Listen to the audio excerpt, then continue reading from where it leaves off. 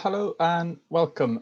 Croeso i'r gynhadledd gorffennol digidol Comisiwn Brenhinol Henebion Cymru. Welcome to the Royal Commission on the Ancient and Historical Monuments Digital Past Conference. This is the second workshop in our week-long event entitled How Complex is 3D Digitisation in Cultural Heritage? Dyma'r ail gweithdy y gynhadledd, pa mor gymhleth yw digideiddio mewn treftadaeth diwylliannol. Leading the workshop will be Dr. Marinos Ioannides. Dr. Ioannides yw cyfarwyddwr labordy treftadaeth digidol Prifysgol Technoleg Cyprus, Limassol.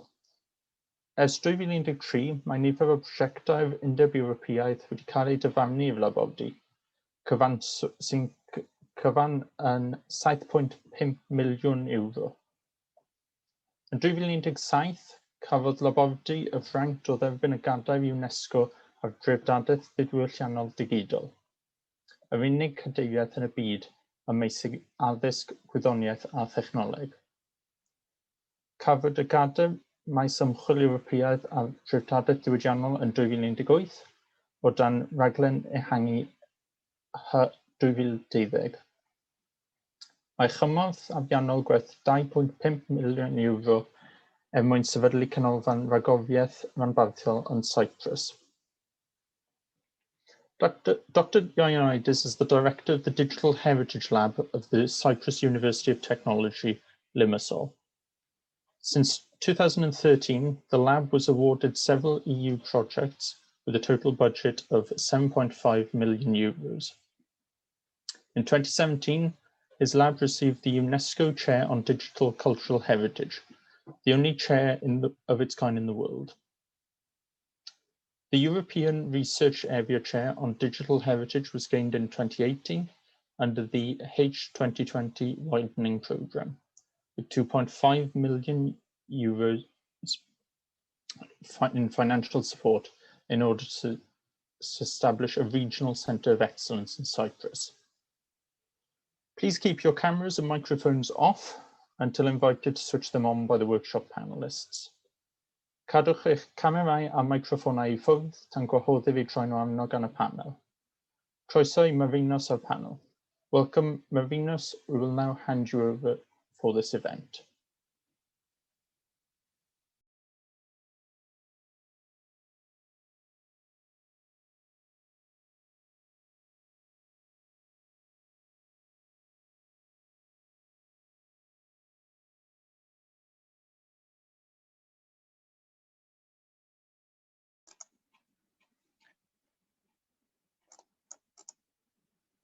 Thank you very much.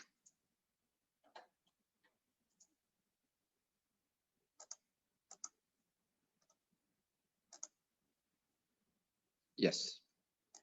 Okay.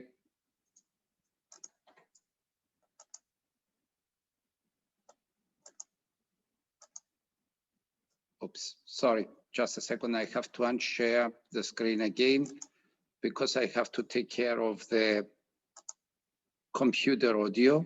Yes.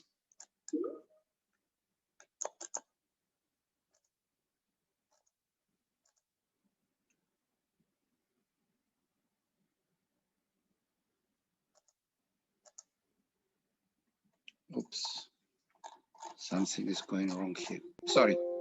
Yes. Good afternoon, everybody. And welcome to our workshop on how complex is dedicated to the unique theme of how complex is 3D digitization in cultural heritage. Thanks to the organizers, to the scientific committee of the conference, which approved our proposal to present today on your side the work in progress in our study, but also in our research and development here on this side of the continent. Digital past, it's, yes, it is really digital this time. And we are talking not only in the digital era about the past, but also with the full support of the ICT, the use and reuse, yeah? So I would like first to introduce the members of this panel. Douglas, who is currently in Canada due to the pandemic. Francesco, who is here in Cyprus. Both Douglas and Francesco are postdocs here at the Digital Cultural Heritage Lab. Martin Schaich, who is the CEO of Arctron 3D in Germany, a key member also of the consortium of our study on quality in 3D digitization of tangible cultural heritage. Professor Petros Patias from Greece, who is going also to report or to present the challenges in complexities, and Davies from UK, from London, who is a pioneer in the area of the digital cultural heritage since decades. So how complex is 3D digitization in cultural heritage? If it's 3D, then we have tangible objects, the movable and non-movable objects. It's then the museum objects, the monuments, and the sites, independent if it's an archaeological site or a natural site, and so on. But then on the other side, the complexity of these tangible objects, which is related to the environment, depends now. If it's in the museum, yeah, the dimensions there of the object, but of course also where the object is located. The site, where is the site? Is it accessible? Is it in the lab where we're going the digitization, and so on. But also on the object, the surface, the object consists of multiple parts. What about the materials? What if it's, let's say, gold or glass? And then the technology, how complex is the technology which we are using to digitize? And first of all, to ask, why then do we digitize? Why do we need to do that? Is it because of the protection of the object, but also of the identity, which is hidden in the object? Or is it because of the digital twin, as we say today? Is it because of the long-term preservation, not only of the digital twin, but also the knowledge and the memory which is there, the use and reuse of the 3D structure, the digital 3D structure, or of the lesson learned from the past? But that depends also on the users. So I would like to show to you a small video clip just to to illustrate to you in 3 minutes how complex really it is when we are saying we digitize. Is it just only a 3D object, or is it something more behind that? And here you see the object is a UNESCO World Heritage Site in Cyprus, in a place somewhere in the middle of the mountains, but it is unique because it is UNESCO World Heritage listed monument, and it has to do with the so-called outstanding and universal value of this object. And to this object, there are these frescoes, unique frescoes. You will find them only here in this monument. But then is this also liturgy, which you are listening now. So, and then to that monument, and to any church like this one, 10 of these a monuments have person, so far the been priest, granted World Cultural Heritage status by is in UNESCO. charge of the monument. One of them is the Church of Panagia Forkiotissa, better known as Panagia of Assinu. The church consists of two parts, the vaulted single-aisled nave and the narthex, which is a later addition belonging to the second half of the 12th century. The interior of Panagia Fortiotissa is entirely covered with wall paintings which vary in date. Then there are also icons, unique icons, which are located in the monument. So it is the 3D structure.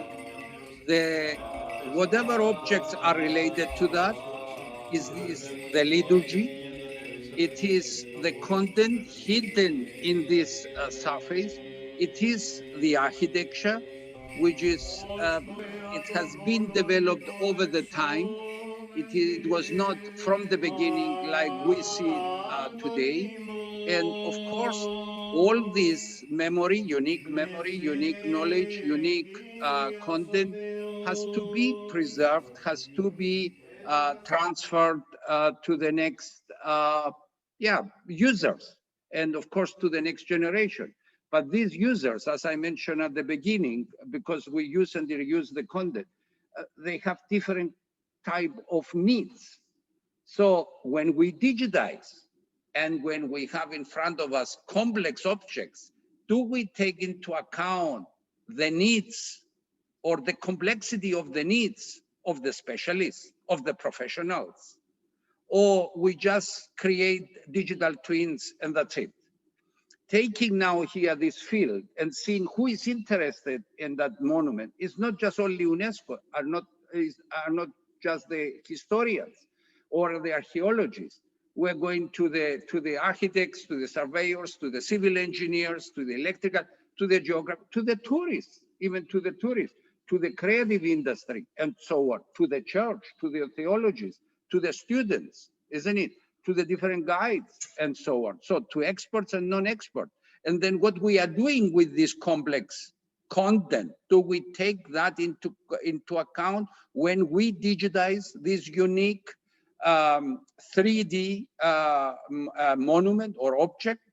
And you see, the complexity, it's not only in the environment, it's not only in the place where the object is not only in the technology, is not only the surface or the materials and so on, it's going even beyond that. And it is all about, in this study on quality in 3D digitization of tangible cultural heritage. And that's also the main mission of our workshop today, where my colleagues will illustrate to you of what it's all about.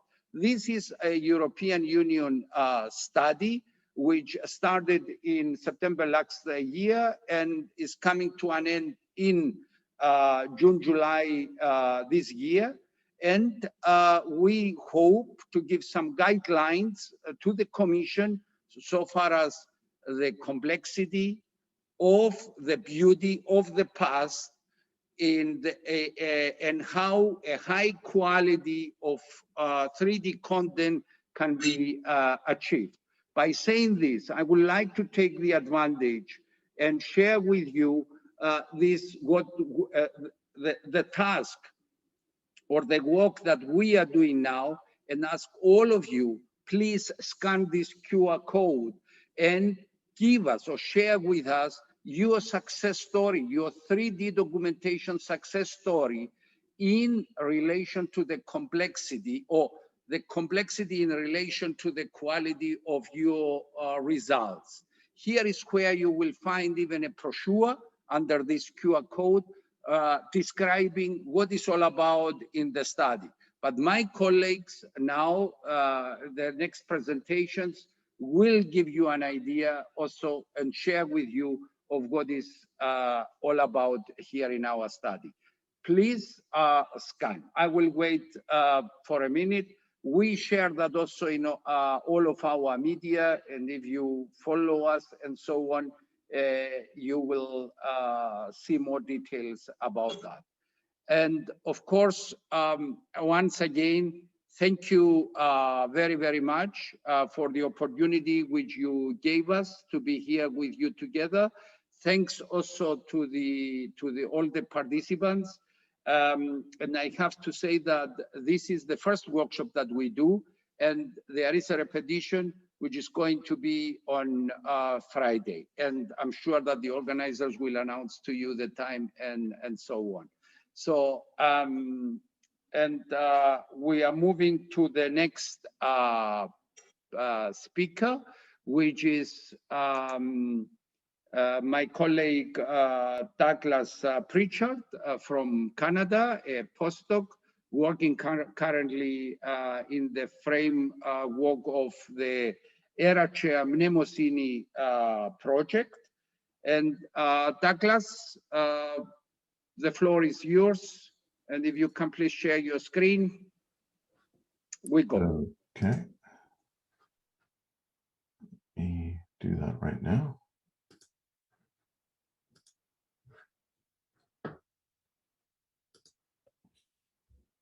Okay, you could see my screen? We can see it in Cyprus, yes. Okay, great. Douglas, I see here the logo of the conference, if this is your first screen. That's right. So hopefully there isn't a lag going over the Atlantic Ocean with the data. But as Marinos mentioned, my name is Douglas Pritchard. I'm a research fellow at the Cyprus University of Technology. And what I'm going to present today are two showcase projects that are indicative of issues of quality and complexity that are being currently addressed in the VG tender that we're working on. The title of the presentation is right here: Monumental, Recording the Largest Machine and Tallest Building in the World.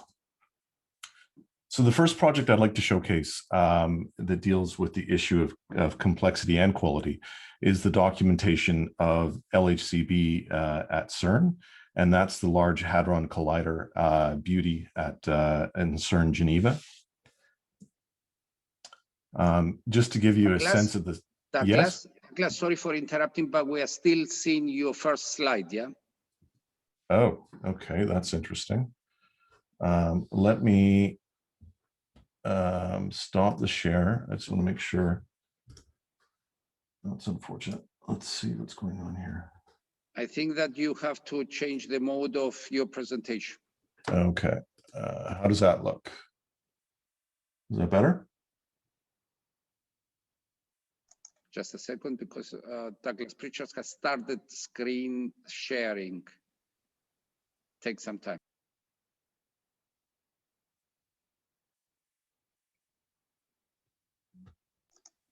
No, it doesn't work, at least on my side. I want to ask the control room. Okay. I can't see it either. Okay.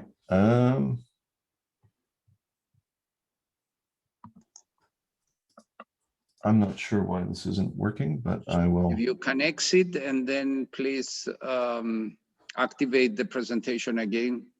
Yeah, I'm seeing the window being highlighted on my side, but anything on your end now? No, I can't see anything. No, I think you've got control, really. I can't see much we can do from here. Otherwise, please email it to Dave or myself and we can share it at our end, or to Marinos. His sharing was working. Mm-hmm. Okay. Do you want to jump to the next speaker then, and I'll try to sort this out? Yeah, if Marinos is happy with that. We can do that. Yes, we can do that. Okay, that's frustrating. Okay, I'm going to stop sharing and try to get this addressed. Yes, just a second also.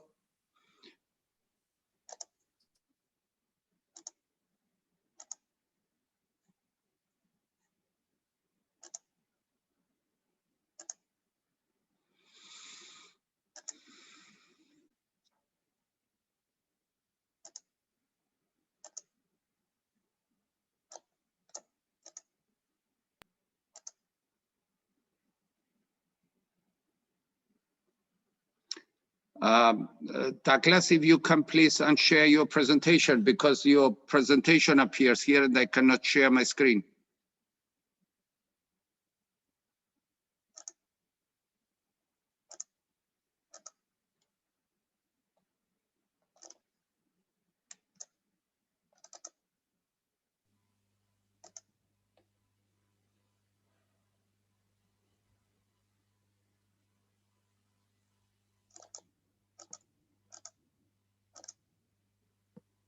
Okay, here we are, and this is a joint presentation. There is a small change in the agenda. We move the joint presentation from the end as a second now presentation in our workshop due to some personal reasons.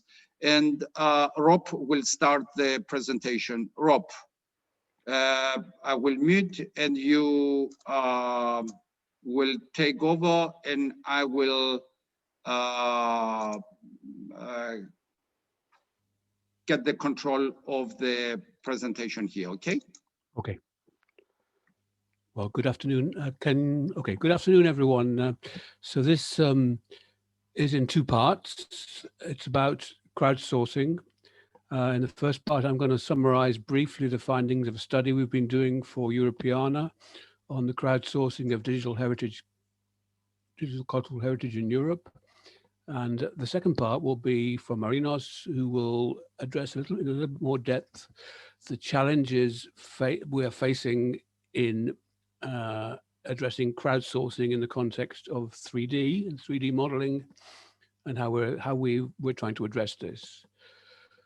So I'll start off with this background study. It's why do this? We've been involved as our lab has been a partner in a project called Europeana Common Culture, which is something established within the framework of Europeana itself. I guess you all know what Europeana is. It's the European Digital Library of Cultural Heritage with 55 to 60 million items of digital heritage aggregated now so that you can access them all in one place.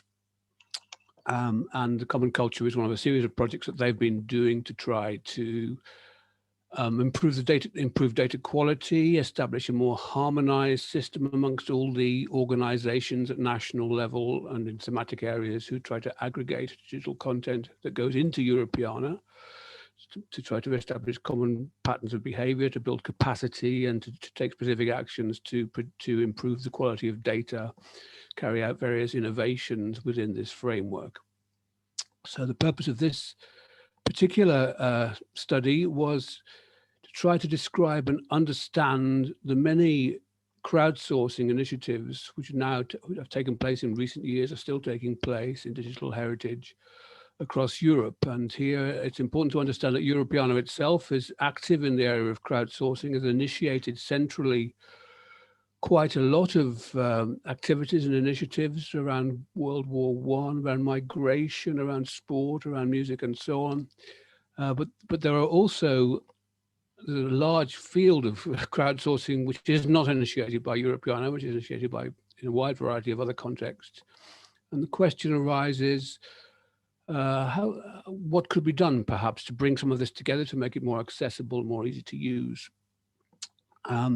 So the purpose of the study was basically to investigate current practices and plans for the crowdsourcing of both metadata and content in the Europeana aggregation ecosystem and beyond, to assess the feasibility and challenges of strengthening the pipeline from these external initiatives, many of them, into Europeana, to see what could be done about that particular problem. And so the idea here was to produce recommendations and guidelines for consideration by the whole ecosystem, by Europeana, by cultural heritage institutions and these various aggregators, and to support the creation of some training and guidance. Next slide, please, Marinos. So the study was carried out between May and December last year, not long ended. It consisted of some desk research to identify external initiatives in crowdsourcing, and I don't pretend here that we managed to identify, in fact I'm absolutely certain we didn't identify everything that's going on because some have relatively low visibility, but we did identify 150 external initiatives across Europe. We then carried out surveys of the national and thematic aggregators of Europeana themselves to try and find out what they were thinking, what they were doing, and of rather more extensively and somewhat more depth of these external initiatives too. We produced an interim report with data analysis. I then followed this up with a long string of interviews to try and fill in some gaps in understanding, get a bit more depth of picture. We then ran 2 workshops which were also intended to source information and comment and input at the Euromed 2020 conference we held in Cyprus in early November. At CDOC 2020, we have a webinar recorded, which is, I suppose, the first effort towards some kind of training and guidance here. And if you'd like to see the final report with data, it's quite a long report, but the textual parts are not that long. It's mainly the data annexes, about 120 pages. You can find it at that link there. It's available through the Europeana Pro website. Marinos, please, the next one. So we started with what is crowdsourcing. We needed a definition. We took a very broad and widely used definition, which is this one: the practice of obtaining information or input into a task or project by enlisting the services of a large number of people, either paid or unpaid, typically via the internet. So anything was in relation to digital cultural heritage which met this definition, we would consider as being, as it were, eligible for inclusion in the study. It's a very broad concept, and the overriding discovery, I think, if it can be so called, of this work is that there is a huge amount of heterogeneity and difference in many, many aspects of practice and theory and objectives and almost all aspects of the whole thing. And a lot of overlaps too with neighboring fields of activity like citizen science, co-creation and crowdfunding. So this is an important thing, I think, to understand as a starting point. Marinos, please. In the survey, we covered, again, we tried to take a broad approach and covered a lot of different aspects, including everything from geographic scope to funding, duration, aims, activities, mode of collection, what tasks were carried out, what content types, technical framework, content storage, and then the more technical things like standards, metadata standards, protocols, and so on. And so this was, we were pleased by the level of engagement from the external initiatives and the extent to which they were willing to fill in this level of detail. Thank you. Marinos. The outputs, all of which you can see in the report, you should choose to read it, is were data analysis, free text comments, which were very rich in their input, in their content. We were able to correlate where things came together from this rather heterogeneous picture, and that helped us to understand some of the things which often happen, in connection with one another. And then also the findings of the interviews are also summarized in the report. Thank you, Marinos. So I wanted just to summarize some of the main findings. Again, this will be a pretty swift run through, but I think some of the key things that we found are the actual extent of ingestion of crowdsourced material in their countries by the organizations which aggregate metadata for Europeana is very limited. Several have beginning to have plans now, but in the main, these organizations which do a super job of ingesting material held by cultural heritage institutions, libraries, museums, and archives, had quite a low level of awareness, or didn't include this kind of content in their policies, or felt it was a field in which they couldn't get approached because they were not resourced to do so. The external initiatives, as I say, are numerous, heterogeneous. Their scope is very wide, from very local to global, international. Quite often, the nature of their emergence makes them transient, and their future is insecure. So it's very hard. It's quite hard to plan for continuity or sustainability. The motivation, the aim for establishing a crowdsourcing initiative in cultural heritage, the most frequent one cited was the desire to engage the local community and to increase audience participation with heritage, which I think is a promising dimension for all of us. The content media, fairly obviously photos and text docs were the most common, but also now sound and video increasingly. And beginning to emerge now, and this is the topic which we'll obviously come to in the second part of the presentation, the crowdsourcing of 3D for building artifacts is beginning to emerge as an activity which people are trying to carry out. Next, please.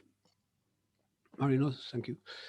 These initiatives, crowdsourcing initiatives, are initiated by and coordinated by a very wide range of organizations. The leading one is higher education and research taken together, but libraries, archives, museums, cultural heritage institutions do it, NGOs and civil society organizations do it, and there's a wide variety of organizations who are making this happen, which perhaps is a bit of a challenge again for coordination. There are many different tasks carried out, many different purposes, but there are some identifiable categories which could be helpful in segmenting the way this is approached in future. Some obvious ones are the collection of user-generated content and its digitization. Second is the enhancement of data quality by tagging, annotation, categorizing, linking, and so on. And then there's a fairly substantial incidence now of transcription projects where people transcribe what they see on the screen, and that's the way the crowd is engaged. It's very usual to support crowdsourcing projects or activities by thon events, things like hackathons, editathons, transcribathons, subtitleathons. This is quite a common approach, and which again is I think useful in terms of engagement, of community engagement, and so on. And as I said before, there's a frequent intersection with related concepts like citizen science, storytelling, the GLAM wiki movement, Wikidata, and so on, which provides, again, I think, opportunities to move towards a more critical mass approach around crowdsourcing in cultural heritage. Next, please, Marinos. So finally, the third and final slide on the findings is that there's a wide variety of platforms in use, technical platforms, but very few in common use. And here there could be scope for, I think pretty evidently is scope for increasing interoperability by using common platforms. Content storage is moving towards cloud, but almost equally right now between internal repositories and cloud-based. There's a huge plethora of metadata identifier standards in use. Dublin Core is still used right up there. A lot of homegrown. In many cases, respondents said we don't have a metadata schema, none at all, which was interpretable in various ways. But in any case, metadata is most often manually generated. I entered the study thinking that most of the collections being put together here would be pretty small, but it's clear that some crowdsourcing activities are now grown quite substantial in terms of the amount of content, 10 to 50,000 items, but well beyond that, some hundreds of thousands of items in some cases. We found in the study sample around 3 million metadata records with a median size of 7,500, 2 million content items. So this would be a substantial contribution to something like Europeana if it were integrated, and a growing one. A very wide cross-section of the population participates in crowdsourcing, and the number of people in each one varies a lot. So some larger than 500, some less than 50. And evaluation, yeah, but most activities try to carry out some evaluation and validation of contributions is pretty common. But if you're looking for systematic impact assessment, I think that is still quite infrequent in connection with these activities. Next, please, Marinos.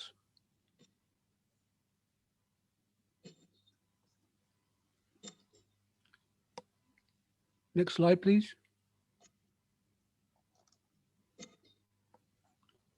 Oh, thank you. Okay, so a couple of slides now on conclusions before we come to the 3D issue.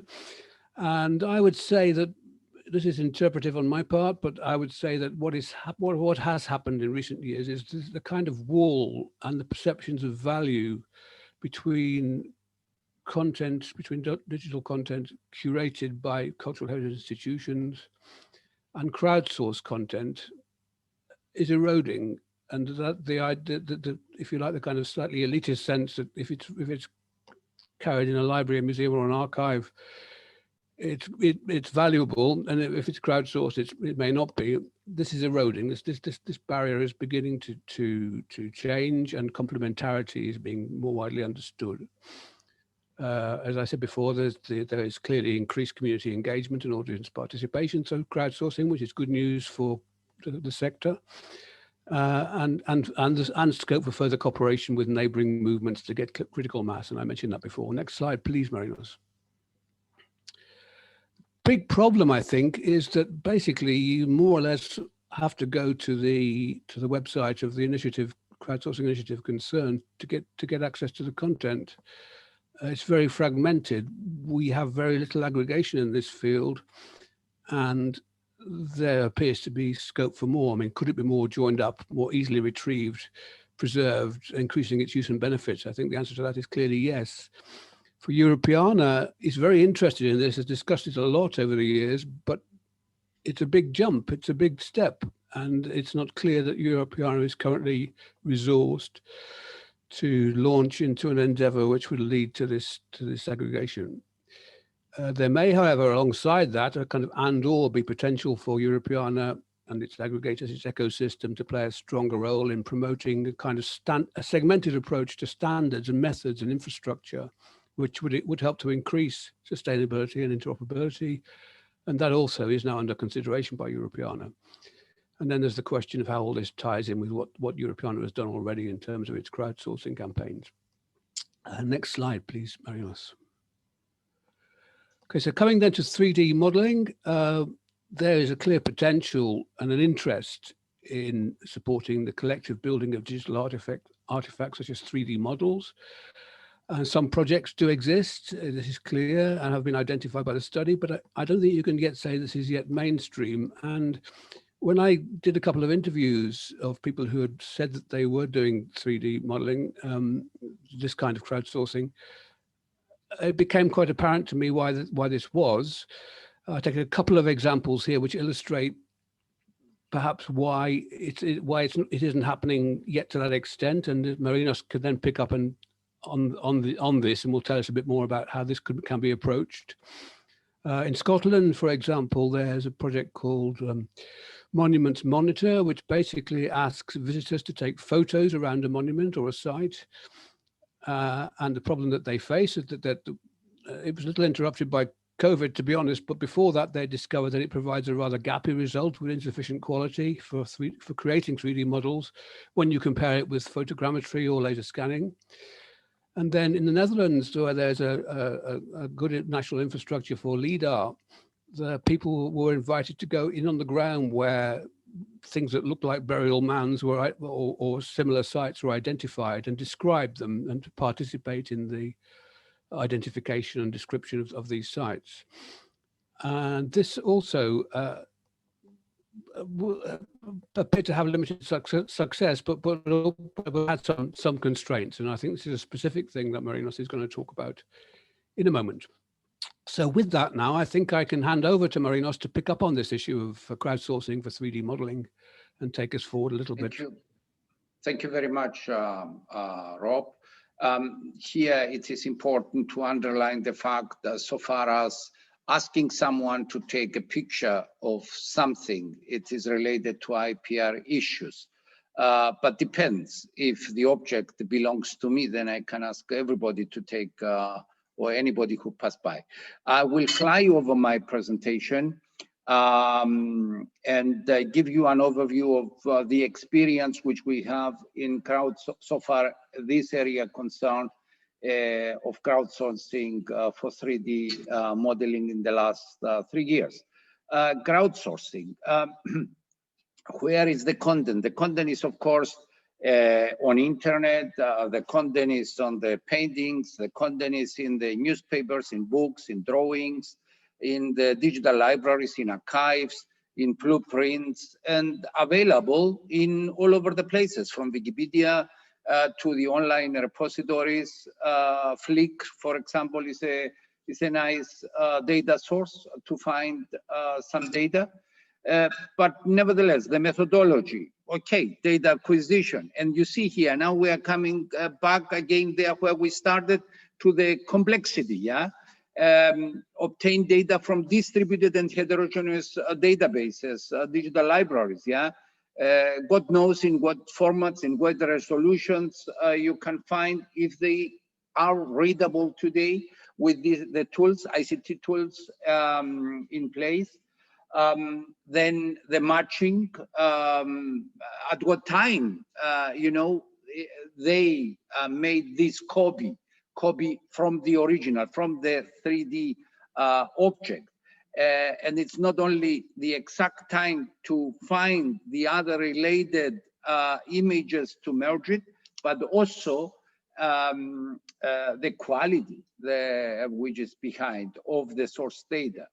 Then, of course, the 4D reconstruction over the time, yeah, and the simulation capable to generate a 3D urban model over the time, and this to be online and available or accessible for everybody.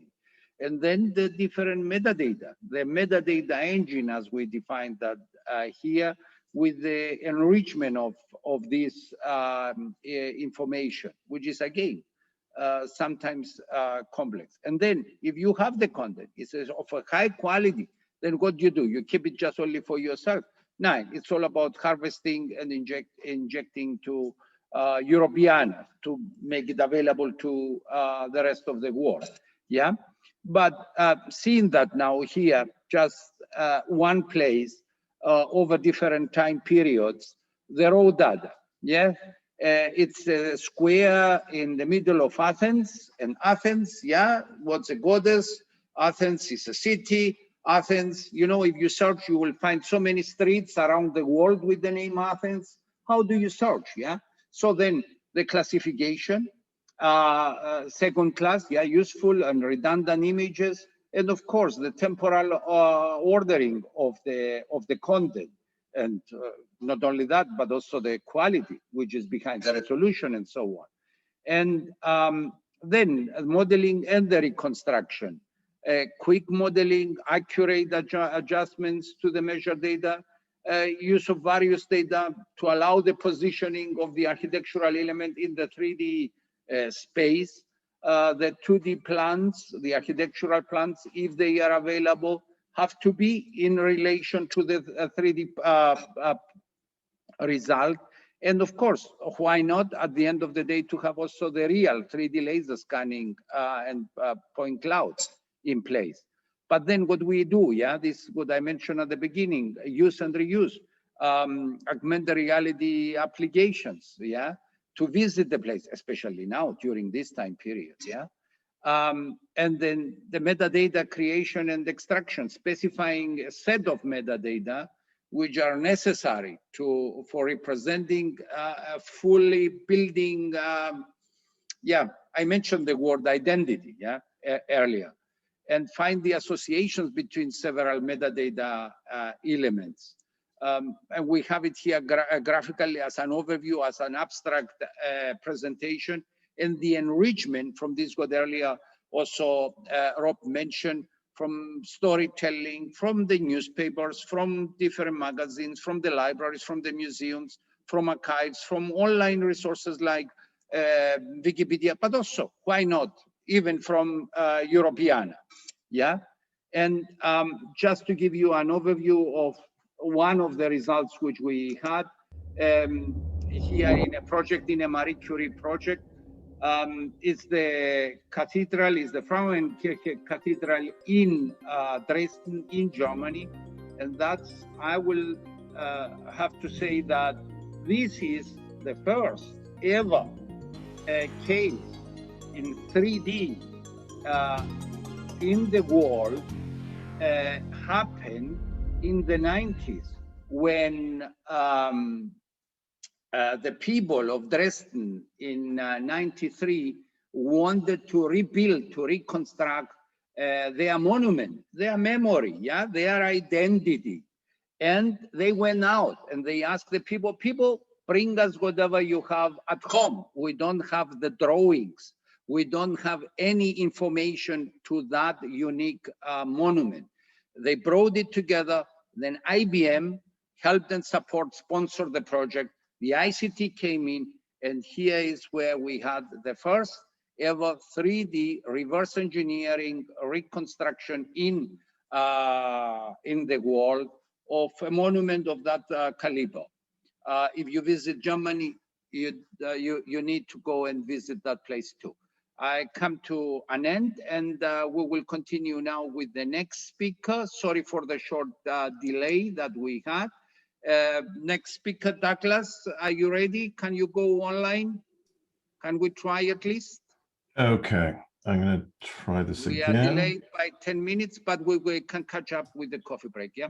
Great, okay. I'm going to share the screen. I just want to try this first, and then if this doesn't work, I'll switch to just a simple PDF. So can you see this screen right now? I see your screen, and I see even that you are in the development mode of your presentation. Yeah, now you are going to the presentation mode. Yes, now it's the first slide again. Now it looks better. Yes, now you're moving. Yes, great. Thank you. Thank you. Thanks. As previously mentioned, I'm Douglas Pritchard. I'm a research fellow at the Cyprus University of Technology with an interest in documentation, and the current project that we're working on is a European Commission tender that deals with quality and complexity of documentation. So the purpose of my presentation today deals with two previous projects that I did prior to joining the lab. And coincidentally and unintentionally, one turns out to be the largest machine in the world, and the second is the tallest building in the world, which was the Cologne Cathedral in 1880. I believe it had the title of the tallest in the world for about 10 years. So just beginning with CERN, this is a really interesting project because it certainly does deal with the issue of quality and complexity as in terms of the tender. As you can see in the background image there, the reason why it's considered the largest machine in the world is that the channel that CERN runs through, that large circle that you could see in the background, is approximately 26.7 kilometers long, and that's where they fire the light around the track. The area that I'm particularly interested in or was involved with was LHCb, which is at the top there. The project was funded in part by the UK Science and Technologies Facility Council, CERN, supported through Glasgow University and the School of Physics, and also Autodesk and Zoller and Froelich. So the LHCb, or Large Hadron Collider, is a series of machines and scientific experiments that exist about 100 meters below ground. It's in a large cavern that is separated in two main sections. This is LHCb, and what you don't see is actually that 27-kilometer pathway carries right through at this point where the collision occurs. So we went in with two scanners, a Zoller and Froelich 5016 and a 5010C, and went through and scanned the interior extensively. Autodesk was also there, and they went through and photographed every square centimeter of the facility. The reason why I'm presenting this at a heritage conference is actually this was just before a substantial upgrade at LHCb. And the reason why we got the funding is we convinced the Engineering Council that it's important to document engineering structures just as much as heritage structures. This is probably one of the most, if not the most important experiment in the world. And we wanted to make sure that it was captured before it was substantially changed.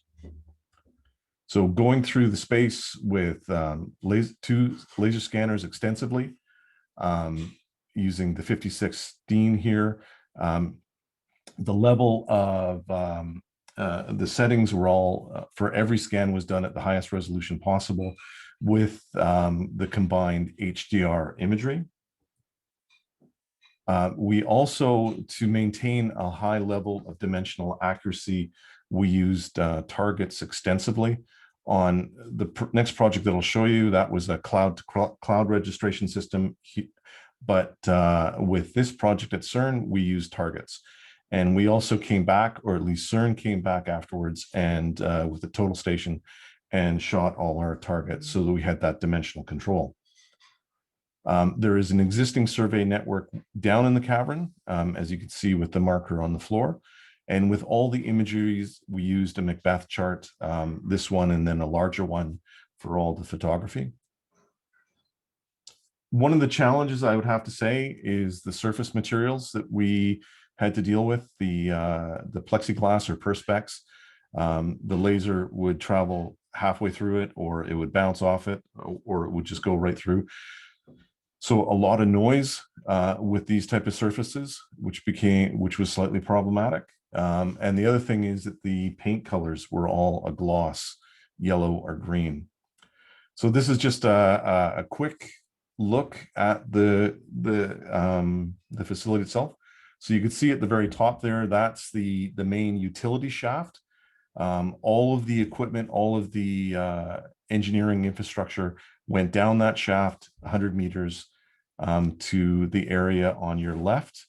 On the right is the initial experiment that occurred, I believe, 20 years ago. I'm not exactly sure about that. The dotted line that you see there is the loop for the 27 kilometers. So the interior of the space, this is the 360-degree image that was generated through the laser scanner. And again, just looking at some of the data, the quality of the data was exceptional. And overlaid with the RGB imagery with the scan data. And then just looking at some of the sections through the registered data. When you get into the machinery, it is quite complex. This is probably the most important component of LHCb. This is a rod made out of pure beryllium. It's an interesting material. We had to take training on dealing with beryllium in case it broke, because it's incredibly toxic. But this is where the collisions occur at this point. And we were very fortunate to be able to position scanners within this space and scan from a variety of different vantage points and get quite close up. So this is surrounding this beryllium rod are a series of very large magnets.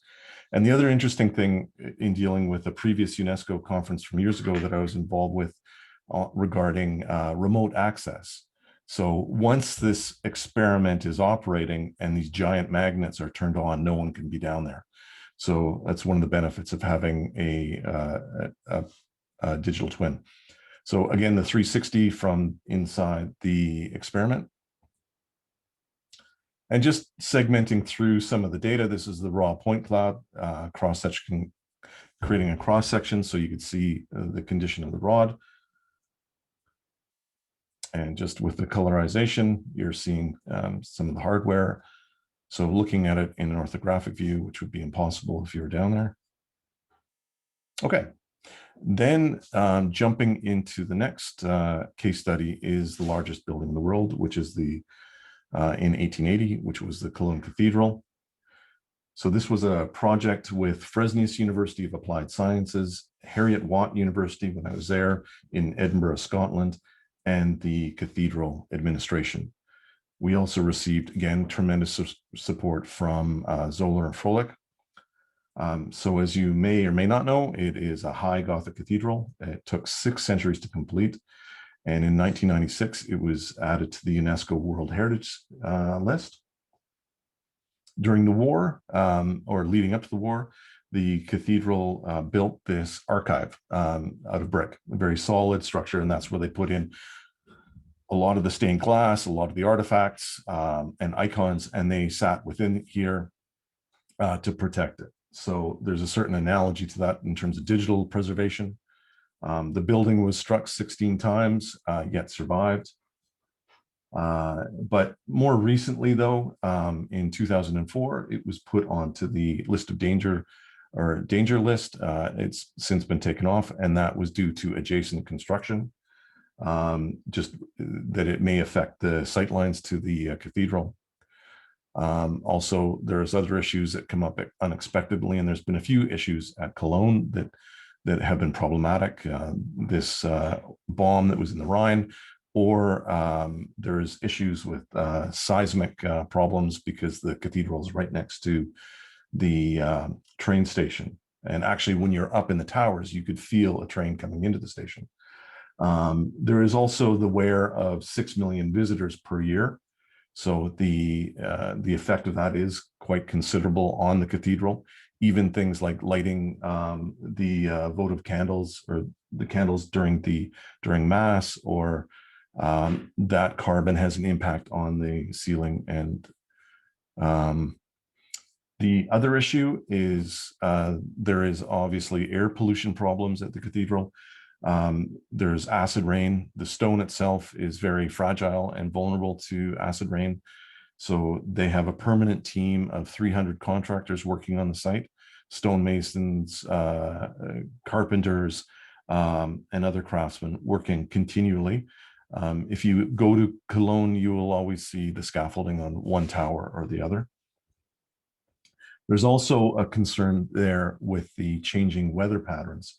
The winds are a lot stronger, and we've noticed that when we were there. We almost lost the scanner while we were scanning it. The wind just almost picked it right up off the ground.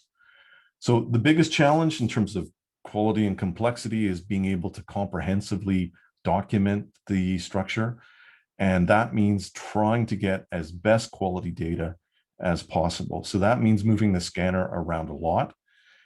It also means trying to get as little distance from the scanner to the building as possible within the sweet spot of the laser. So we want to be within 20 meters. One of the benefits of Cologne is that there's a series of parapets and ledges and position points for the scanner. So that was a very helpful thing. So as mentioned, the main project partners were Fresenius University, Heriot Watt University in Scotland, the Cologne Cathedral Administration, and Zoller and Froelich. During the project, we had a series of scanners. And one thing I think I should point out is that it was a very small team doing this. So, but it's amazing now that you could dimension a building this size with a handful of people. Most of the work was done in 5010C and a 5010X. And like CERN, everything was done at super high with associated HDR imagery. We adjusted the HDR imagery to give a higher range because it's quite dark on the inside of the cathedral, as you can imagine. Again, back to the issue of quality, all the scan positions were highly architecturally optimistic, or optimistic? No, opportunistic. Yeah, that's better. So positioning the scanner with the rhythm and the architecture of the building. So trying to get as much of a view, a comprehensive view of the entire building as possible. So the result is a lot of exterior scanning, a lot of interior scanning. The interior space in itself is 146 meters long, ceilings is 145 meters high. I would argue probably the best solution for this was the pulse laser scanner. Taking it through all the spaces of the building, areas that are open to the public and others that are not. And then up into the roof area. Now here you're seeing the top of the rib vaults. What is interesting, what occurred in Paris with Notre Dame Cathedral, the roof of Cologne was replaced after World War II because it was so extensively damaged. It was also a timber structure, but that was replaced with steel, in part because they wanted more room to use it as a workspace. The other thing, which I think is really interesting relative to Notre Dame, is you could see how the rib vault, or the top of the vaults, act as a fire break. And that is, to a certain extent, what saved a lot of Notre Dame, was that these stone and brick and concrete structures prevented the fire from traveling up. Part of it collapsed, and that's, the fire got through. But so these are very important structurally, but also for other reasons. And the scanner went through everywhere, including the Piersglock, the bell, the famous bells within the tower. Not a lot of fun scanning in there when the bell went off. But the big thing was taking the scanner up onto the two towers. So the scanner has moved up and up and up from one parapet level to another, and eventually getting all the way up onto the two towers, also on the crossing. So the overall project turned out to be about, I believe it's just under 700 scans. And just to give you a sense of the number of scans, so at these various levels, and then slowly bringing the scanner up on these various parapet levels. The bigger issue was taking the scanner up onto the two towers. Trying to be as comprehensive as possible. Again, not just getting one elevation or one side, but moving the scanner around the building. Also, what was very important was capturing the precinct of the building. It wasn't part of the initial project, but it actually turned out to be an important benefit to the project. The interior work was done with the scanner and light, and as well with the adjusted HDR imagery. And like CERN, tied into the existing survey network. And so this was an important issue in terms of in the dialogue with the cathedral, was looking at discussing issues of accuracy, dimensional precision, and resolution, providing them with error reports at the end of the project. There was representatives at some point from the city of Cologne, and also the cathedral wanted to know that they were getting the best data possible. This was a trial. It worked out okay, I would say. There was just a bit too much movement, putting the 5010X onto a cherry picker and moving it up into the higher levels of the cathedral. It was a little nerve-wracking because, it moves. Well, it obviously moves when you're moving it up, but it moves quite rapidly. But in position point, there's like a different climate up there. So there is a bit of movement, and that was picked up in the scan data. But the quality of the data was exceptional, and remotely operated, we were able to scan and then visualize or overlay the color imagery. And back to quality, I guess the concern with this project was to be as comprehensive as possible. So being opportunistic like we were on the exterior, with the interior, inverting the scanner and putting it through the keystones at various points through the cathedral ceiling so that the scanner was pointing directly downwards. And I'm just going to move very quickly, going up onto the towers. Again, positioning the scanner in various position points throughout, including taking it up to the top of the two towers. And that's the view looking down. Once you're up there, you're kind of up there for the day.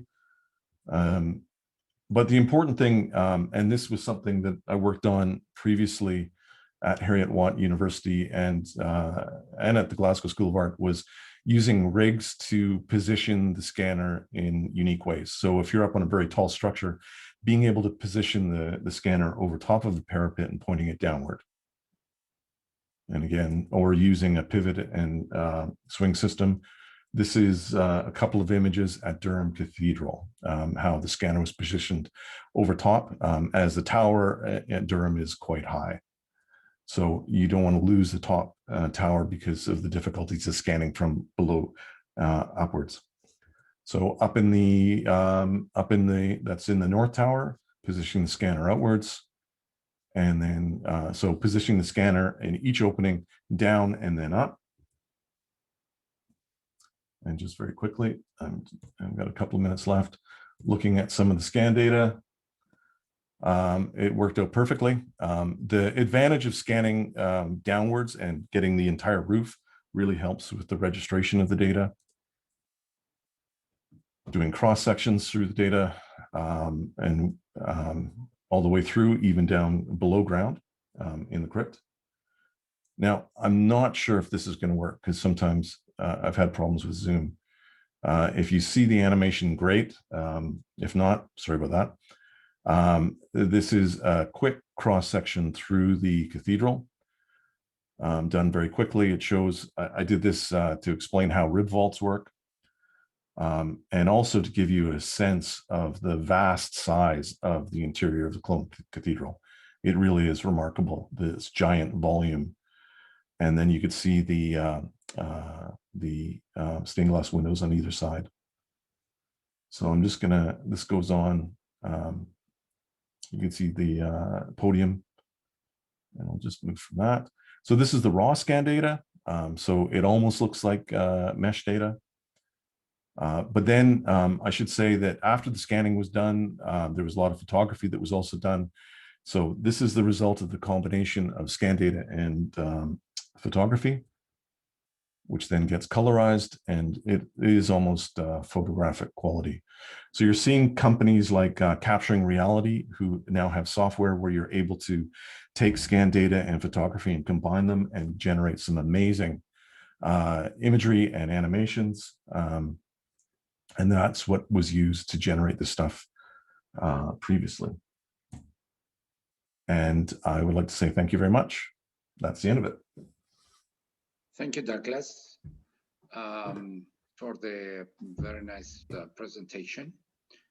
And we break now for a 10 minutes break, because we had already 10 minutes delayed due to the technology. Therefore, I will say that we meet and we come back again in 10 minutes, and we continue with the presentation of Francesco. Francesco, okay on your side? Yes, of course. Thank you very much. Okay, see you everybody in 10 minutes. Bye.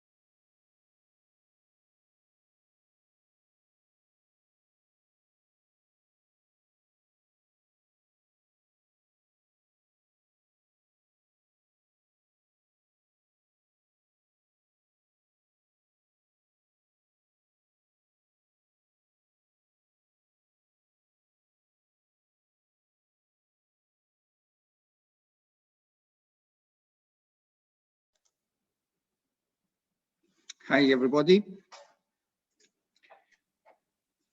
Hi.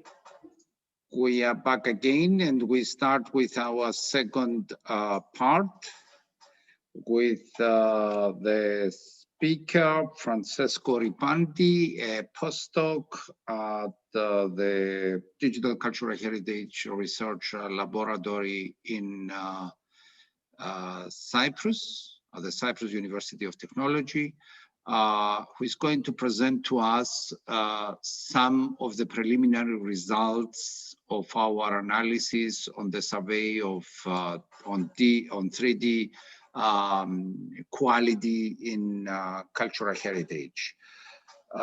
Francesco, the floor is yours. Thank you very much. Thanks, Marinos.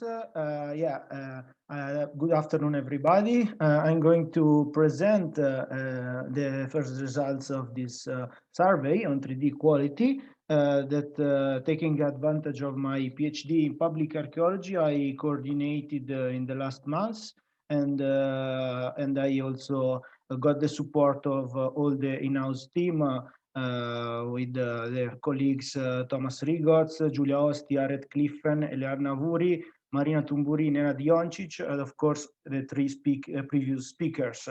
The survey is connected, of course, to the EU study on quality in 3D digitization, and it focused on metadata and paradata in 3D documentation, and on parameters that ensure quality and support complexity. The survey ran for approximately 10 weeks. We got 420 completed responses from 63 countries.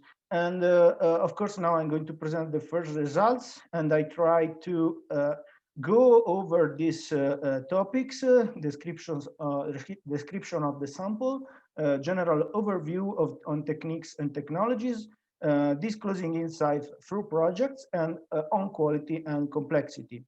And starting from the first topic, description of the sample, I will go quickly through it, just to show you that we got really a huge coverage of the worldwide from respondents coming from all the continents, and we can say that our sample really provide opinions from all around the world.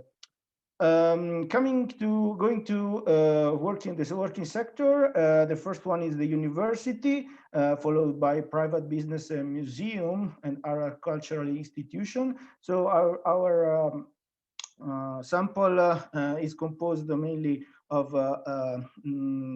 people working into the university, and this reflects it reflects in some way their professional background, because most of them are engineers coming from the survey, civil, environmental, mechanical, structural, and electrical areas in engineering, and archaeologists and architects for the most part.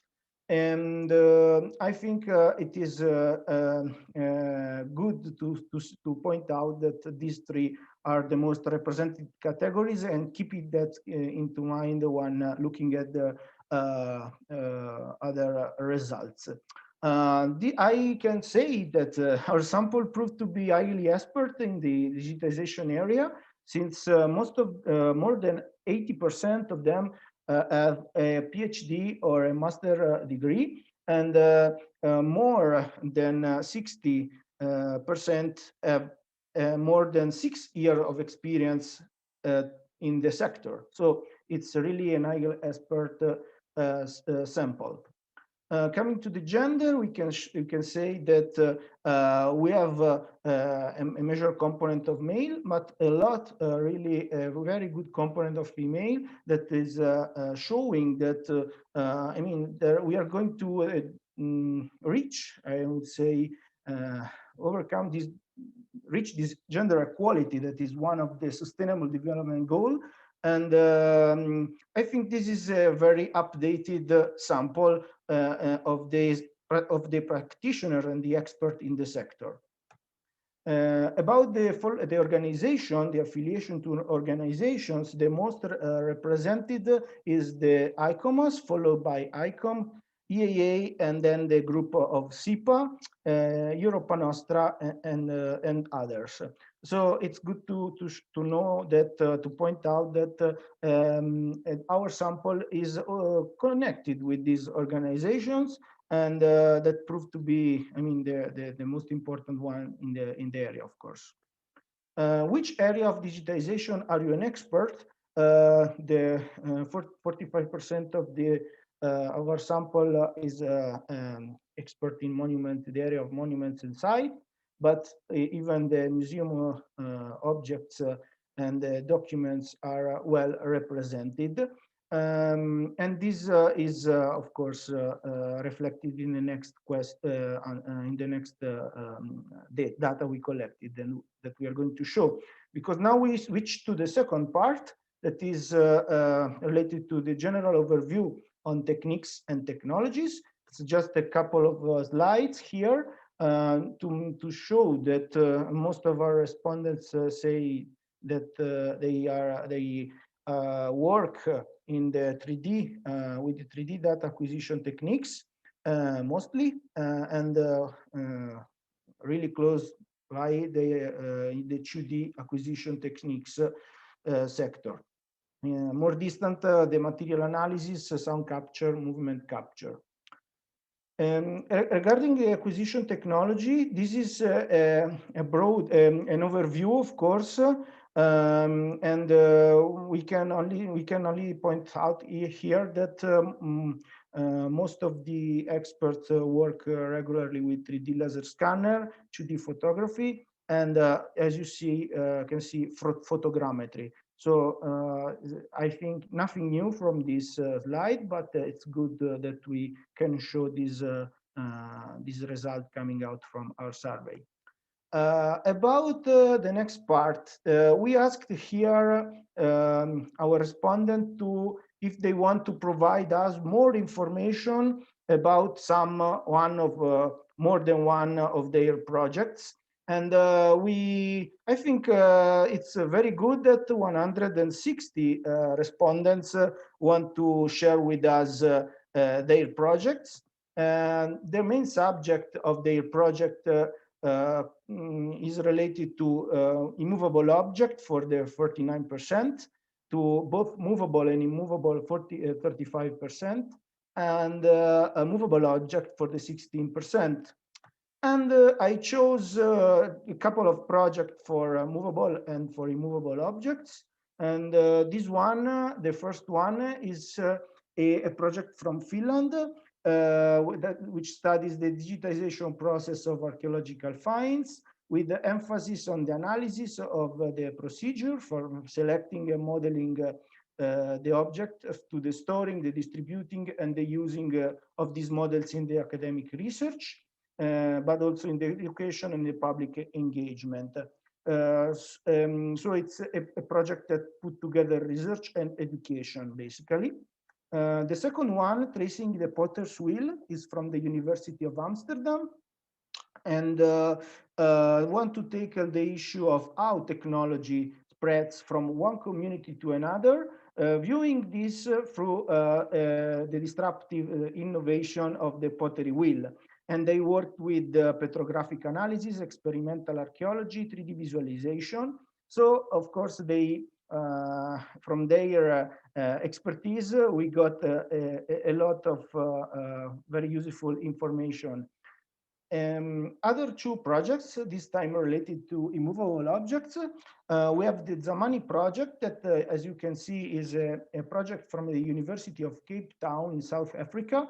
And this project documented more than 250 structures, rock art sites, and statues at some 65 heritage sites in 18 countries, mostly across Africa, Middle East, and Southeast Asia. So it's good to get even their opinion, their data, their opinion, of course, about quality and complexity that, of course, can help us with even their expertise from the southern hemisphere of the world. And coming to the second one, this is the project Neopaphos archaeological site that is this UNESCO Roman site in Cyprus. And this is a project from coordinated by Getty and undertaken by the Carleton University in Canada. And they used basically a 3D scan and drones and photogrammetry to record the information and map the archaeological site at a high level of detail. So basically, this is only one of the archaeological sites that we collected through our survey. We asked these questions about the project. Do you record metadata? And most of them, 70%, say yes. And we try to go more in depth by asking which metadata schema do you use? And the most widespread is the Dublin core, followed by the EDM, Carrare, Midas, Lido. It's it's worth noting that among the other in the other answer, most of them mention that they developed a schema internally, and these schemas are based mostly on SIDOC CRM, Archis, and so it's I think is something that we should doing research on in a following maybe with another survey or in another piece of research, because I think it is a very interesting topic. And we also asked if any quality checks have been carried out on this metadata, and most of them say yes, 58%, and even also the accuracy assessment or an error report have been carried out among within these projects. 43% yes, and no, 26%. We also asked about the acquisition technology for immovable objects, and photogrammetry is the first, followed by 3D laser scanner, and all the others score lower result. And about the movable, also photogrammetry is the first, and of course the rest of the technology that are specific for specific analysis are score less points. But it's good to point out that of course we can see that photogrammetry is very diffuse both for movable and immovable objects, and it's good that we have this we collected actually this data, and we can show it now. We asked also about limitation in the technologies for related to the achievement, the objectives of the project. Most of them say yes. There are these limitations, and they confirm that they are related to technology on the right.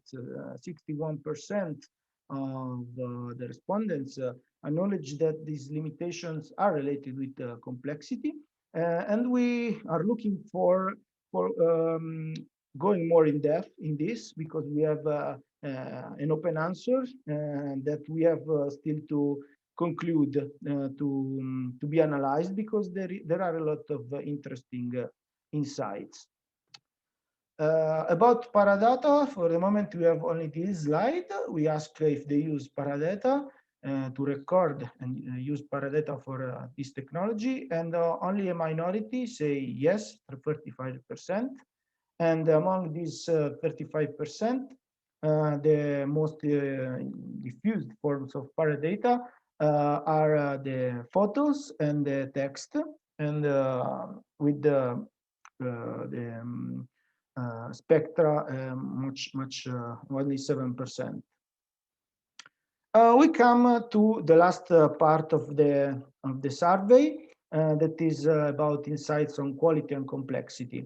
We ask about parameters to ensure quality in digitization process, and surface condition is the first. I mean, even as Douglas said before, I mean, surface condition is really critical, crucial in this in the digitization process, such as you can see from both the examples of Douglas, the site access, and so yeah, we found a confirmation in this.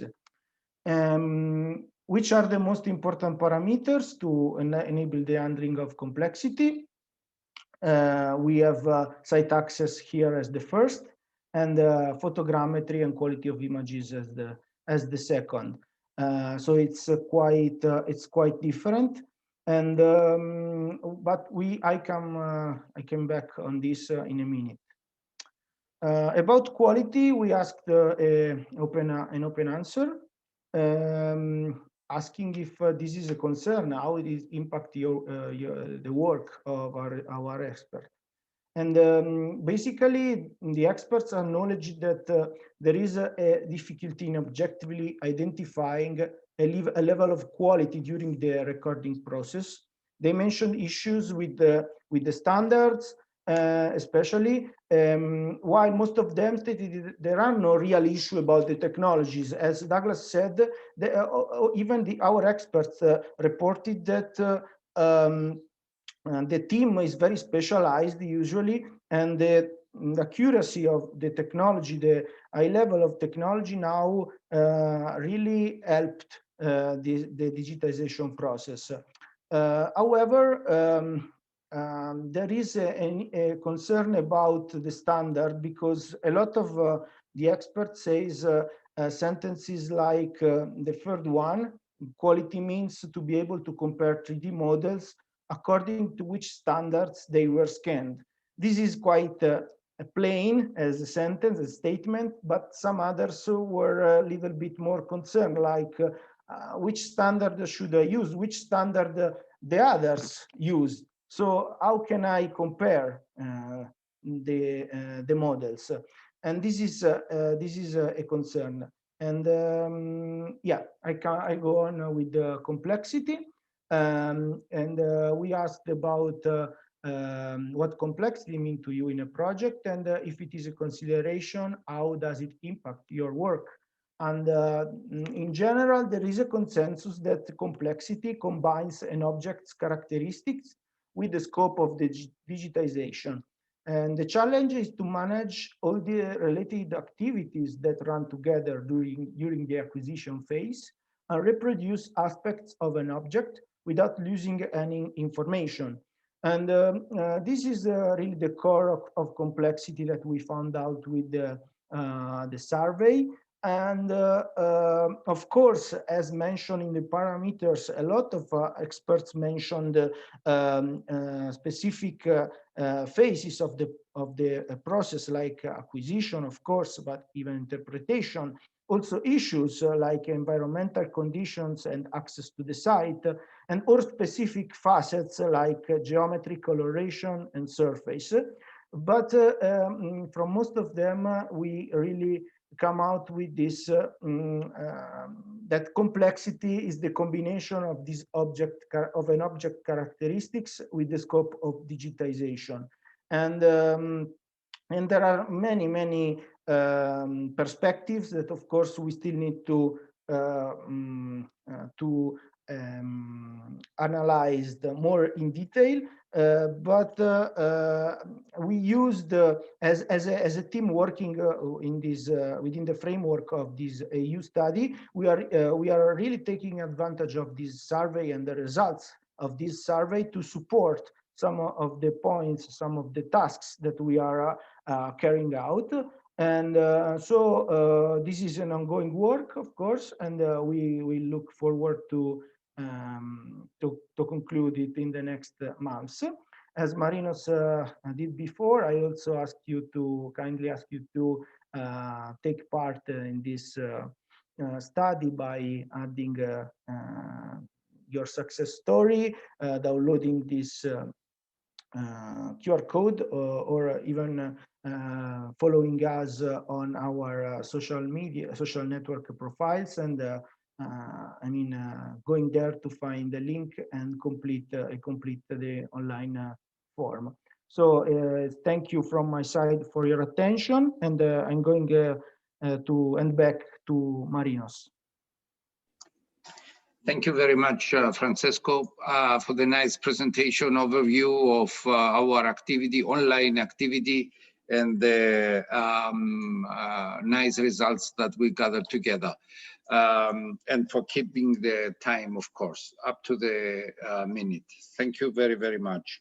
And now we are moving to our next speaker, who is Martin Schaich, the CEO of Arctron 3D GmbH in Germany, and who is an active member of our study and of our project.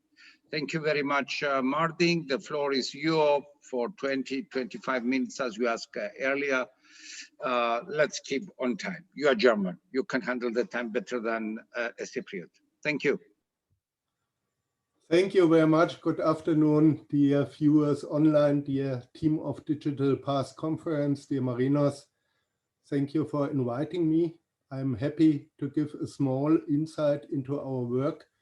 As for all of us, it is new and unusual to do this virtually and without a personal handshake. I hope that this difficult time can soon be overcome again.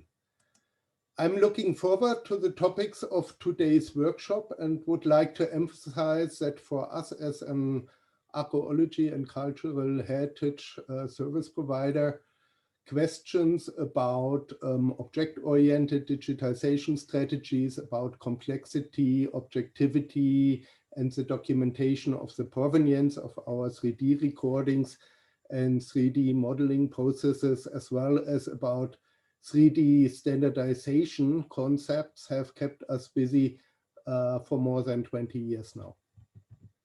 The more or less hotly discussed hen-egg metaphor poses the question of a causal chain, the consequences of which mutually represent cause and effect. In a broader sense, precisely this question also arises in numerous publicly tendered 3D digitization and visualization projects on cultural heritage. What comes first, the budget or the task definition? In order to narrow down the problem, 3 of our projects with comparatively large, medium, and minimal budgets will be questioned and presented with regard to their 3D process chains, value creation potentials, and maybe to their exemplary character.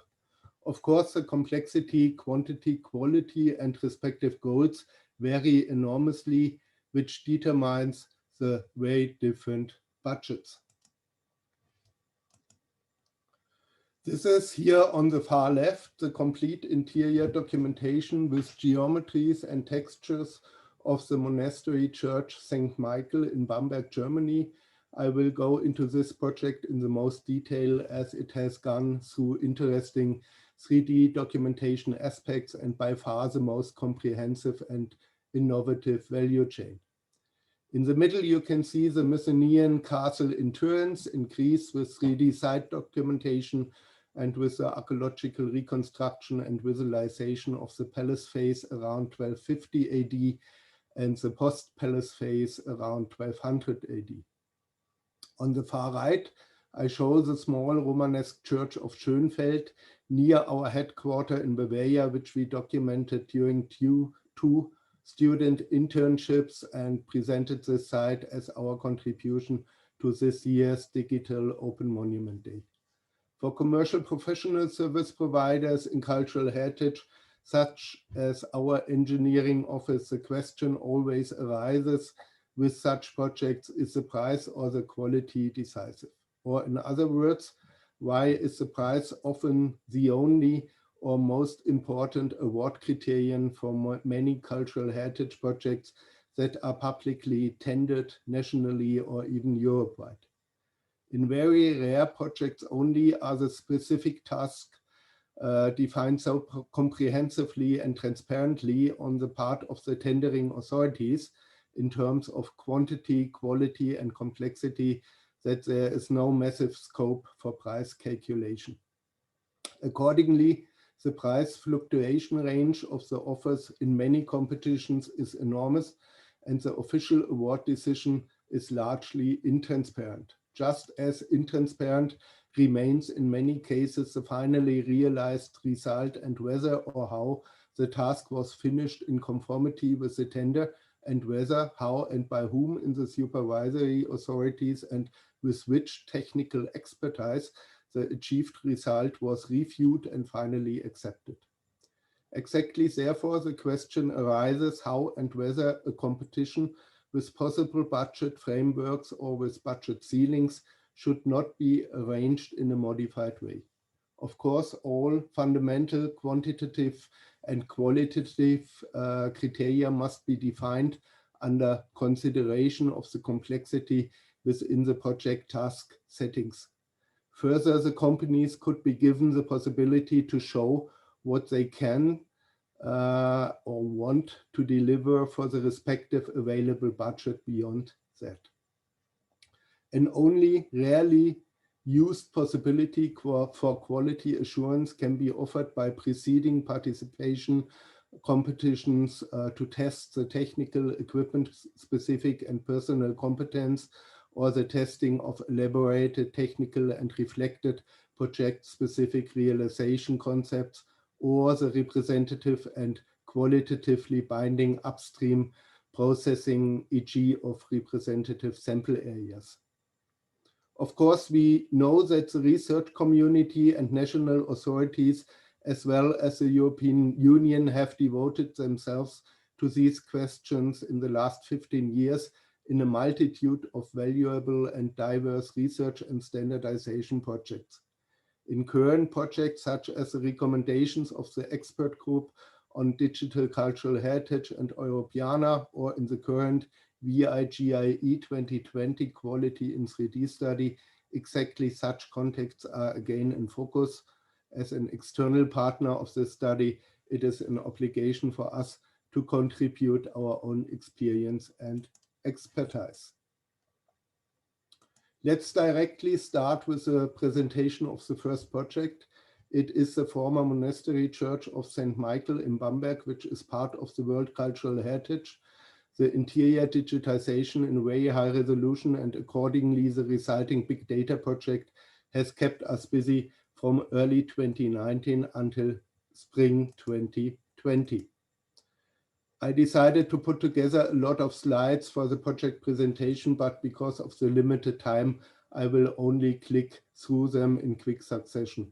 St. Michael looks back on a long and eventful history since its foundation in 1015.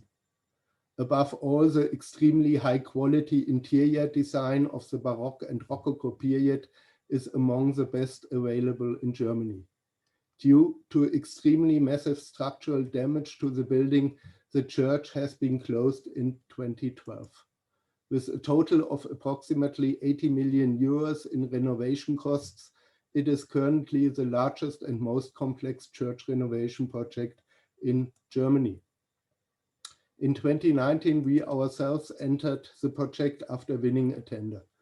The task consisted on the one hand in the digitization of the interior space shell in very small millimeter resolution and the entire extremely high quality inventory with altars, furniture, paintings and various works of art in sub-millimeter scan resolution, including high resolution texture documentation. On the other hand, the task was to develop a data management system in a real-time platform that could be used by downstream specialists, especially planners, scientists, monument conservators, restorers, craftsmen, but also in the future by the public and the museum. In the following, I will show you some 3D models and model videos that have been created during this work. These are all 3D models of the high-resolution scans in combination and after data fusion of sub-millimeter precise surface laser scans with high-resolution photogrammetry. St. Michael is especially famous for the so-called Heaven's Garden, which is painted herbal and medical plants, the so-called herbarium completed in 1617 by unknown artists. The 3D documentation of the wall paintings is planned to be made available to the visitors in a later development stage by an augmented reality app. One of the outstanding works is the so-called Otto Tumba sarcophagus of the church founder Saint Otto from the 15th century. It is a so-called passageway sarcophagus where the pilgrim is supposed to come as close as possible to the relics in a bent over position, and according to the legend, then immediately gets rid of any back pain. Of outstanding quality and one of the most beautiful pieces in Rococo style is the pulpit, which was completed in 1751. On the roof of the pulpit sit the four evangelists, and on top the Archangel Michael is enthroned after he brought down the devil. In addition, there are numerous altars, but also a whole series of larger than life and magnificently carved and painted statues, which I cannot go into detail here. The Holy Grave Chapel, completed around 1730, shows in filigree painting and high-quality stucco reliefs depiction of death, including the famous representation with soap bubbles as a symbol of the transience of all beauty. The situation on location was not easy to manage due to a real forest of occluding scaffolding poles. On the other hand, this had the advantage to get very close to most objects for laser scanning and close-range photogrammetry. Also, many objects had to be recorded in their current unclean state. Only for a few special and selected objects a basic cleaning before digitization was possible. There is also a large number of objects with difficult surface properties, such as gold platings or even translucent surfaces such as glass and imitation gemstones. In our projects, we basically try to use the best and most suitable laser scanner for the respective task. For this project, only phase-based laser scanners were considered because of the higher precision and resolution. Our choice here was the surface laser scanner, which to my knowledge is currently the highest resolution laser scanner in the world, specified with an accuracy of 0.3 millimeters at a distance of up to 7 meters. We also used a handheld ARTEX structured light scanner for accuracies up to 0.1 millimeter. As well, we used a small DJI drone with low air turbulence in a few places that could not be reached with scaffolding. Very important and indispensable is, of course, also the use of photogrammetry cameras with high quality lenses and with unleashed flash. In this case, we mainly used the Nikon D850 46 megapixel full format camera. A further important component in close range photogrammetry is, of course, color calibration, which was realized for selected objects using different gray and color charts and spider cubes. However, this topic is complex, very light and surface dependent, and requires further research, especially with regard to a suitable process standardization. A total of approximately 85,000 high-resolution images were taken in St. Michael together with more than 1,000 laser scan positions. Within the data processing in our company, a complex post-processing workflow is handled, which uses scanner-specific software as well as industrial software solutions and our own software Aspect 3D. The industrial software Reality Capture plays a central role in such projects. It calculates laser scans and airborne and terrestrial photogrammetry already in the early alignment step, and thus enables geometrically highly accurate photorealistic 3D models. As a result, I show here only the 3D model of the Ototumba sarcophagus, which is also a special highlight in St. Michael because of its sculptural quality and colorfulness.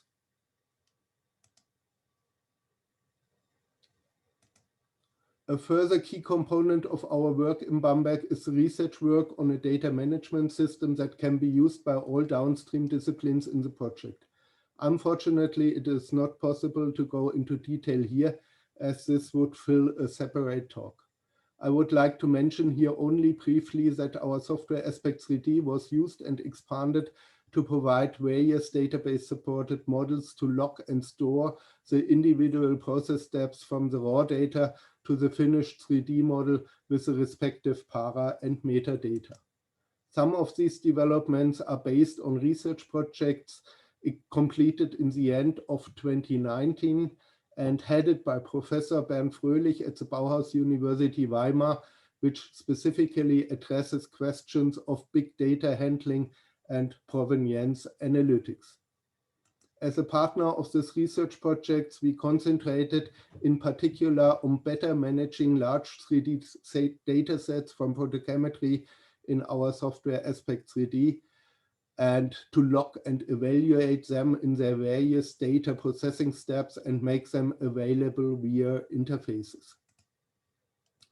As a central information and data management system, all data was integrated into the real-time platform Unity for project partners and downstream disciplines. In the simplest possible way, one can move around. Oh, I'm sorry, the video is not working here, but well, you can see it on our homepage and you have seen it in before in the overall video, the making of video. All ceiling paintings, chapels, and the entire high quality inventory are available as 3D objects in different levels of detail, as well as in orthophotos and with diverse scientific and general descriptive texts. Within the research cooperation with the Bauhaus University Weimar, the high resolution data could finally also be made available for the multi-user VR system set up there, in which up to 6 people can jointly view the same model.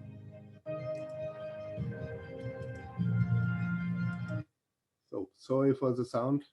Now the digital 3D replica can be analyzed and viewed together with others, e.g. with restorers from any angle, and specific restoration measures can be planned and discussed directly on the digital 3D object. Finally, I would like to mention that our 3D model is currently being further developed for light simulations based on the specifications of the participating light designers.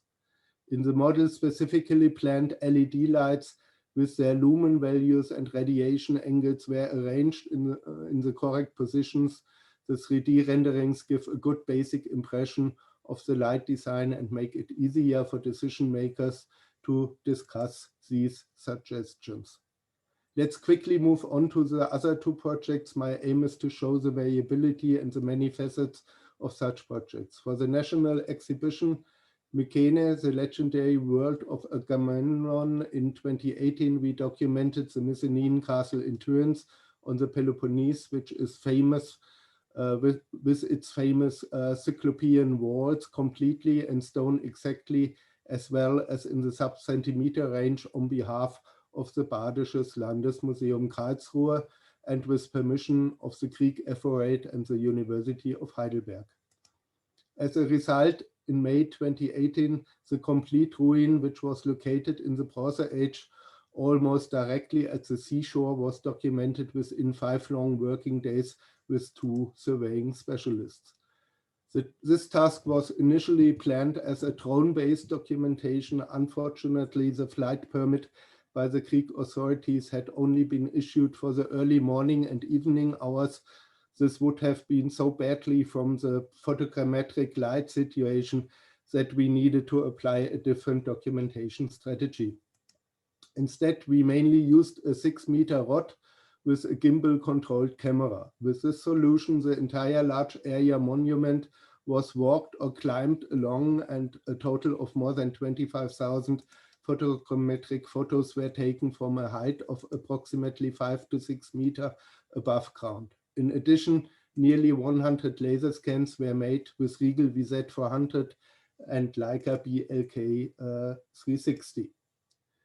The dataset was used to create a high-quality stone-exact 3D model of the entire castle. For the exhibition, this 3D model could be further developed by us in a multimedia film production, and it was also the basis for an interactive media station. In addition, our multimedia department reconstructed the former appearance of the Bronze Age palace castle in the periods around 1250 BC and after its extensive destruction around 1200 BC. Internally, we have also integrated these phase reconstructions of the palace castle into a prototypical virtual reality application in which we can directly superimpose the current original excavation walls with the phase reconstructions. For the analysis and discussion of the concrete phase reconstruction, this opens up various interesting and new possibilities. Finally, I would like to introduce you to the project at the Romanesque Church of Schönfeld, right next to our company headquarters. For the as-built documentation of the small but worth-seeing Romanesque church from the 12th century, we have used airborne and terrestrial techniques. Again, it is the same combination and data fusion process. Also in this project, we aimed at sub-centimeter accuracy. The work was mainly carried out as part of 2 internships lasting several months. With regard to some aspects of building research, the church is now presented in detail for the first time digitally through these works. The project cannot be shown in detail here, but there is a quite extensive presentation on our homepage in which some details of the building survey, data processing, and 3D model creation, as well as the modeling, UV mapping, and texturing are briefly introduced. Finally, the model, which is highly optimized in terms of polygon count and also contains PBR materials, is now available for interactive use in Sketchfab. For projects with a smaller budget in this or a comparable way, I consider the standard workflow and data results shown here to be efficient, versatile, and transparent. What should now be made clear with these projects? Here I come back to my introductory slide with all 3 projects in overview. Of course, a 3D project can be planned and realized more comprehensively and holistically with an appropriate large budget like in Bamberg. Nevertheless, standardized and useful results, of course, can be achieved with smaller or even very small budgets.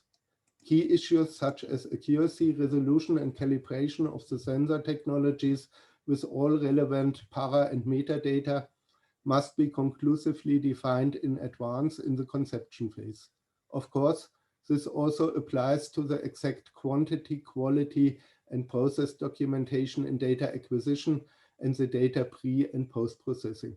Data consistency and all data, including raw data, and if necessary, proprietary software to process them, should be included in the delivery, as well as essential intermediate and final results in post-processing. Standard and open data formats are mandatory.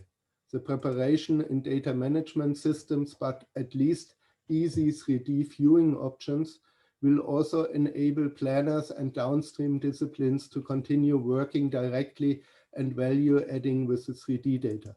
This should be an integral part of such projects. Of course, it is also necessary to consider data volumes and their storage and archiving volume.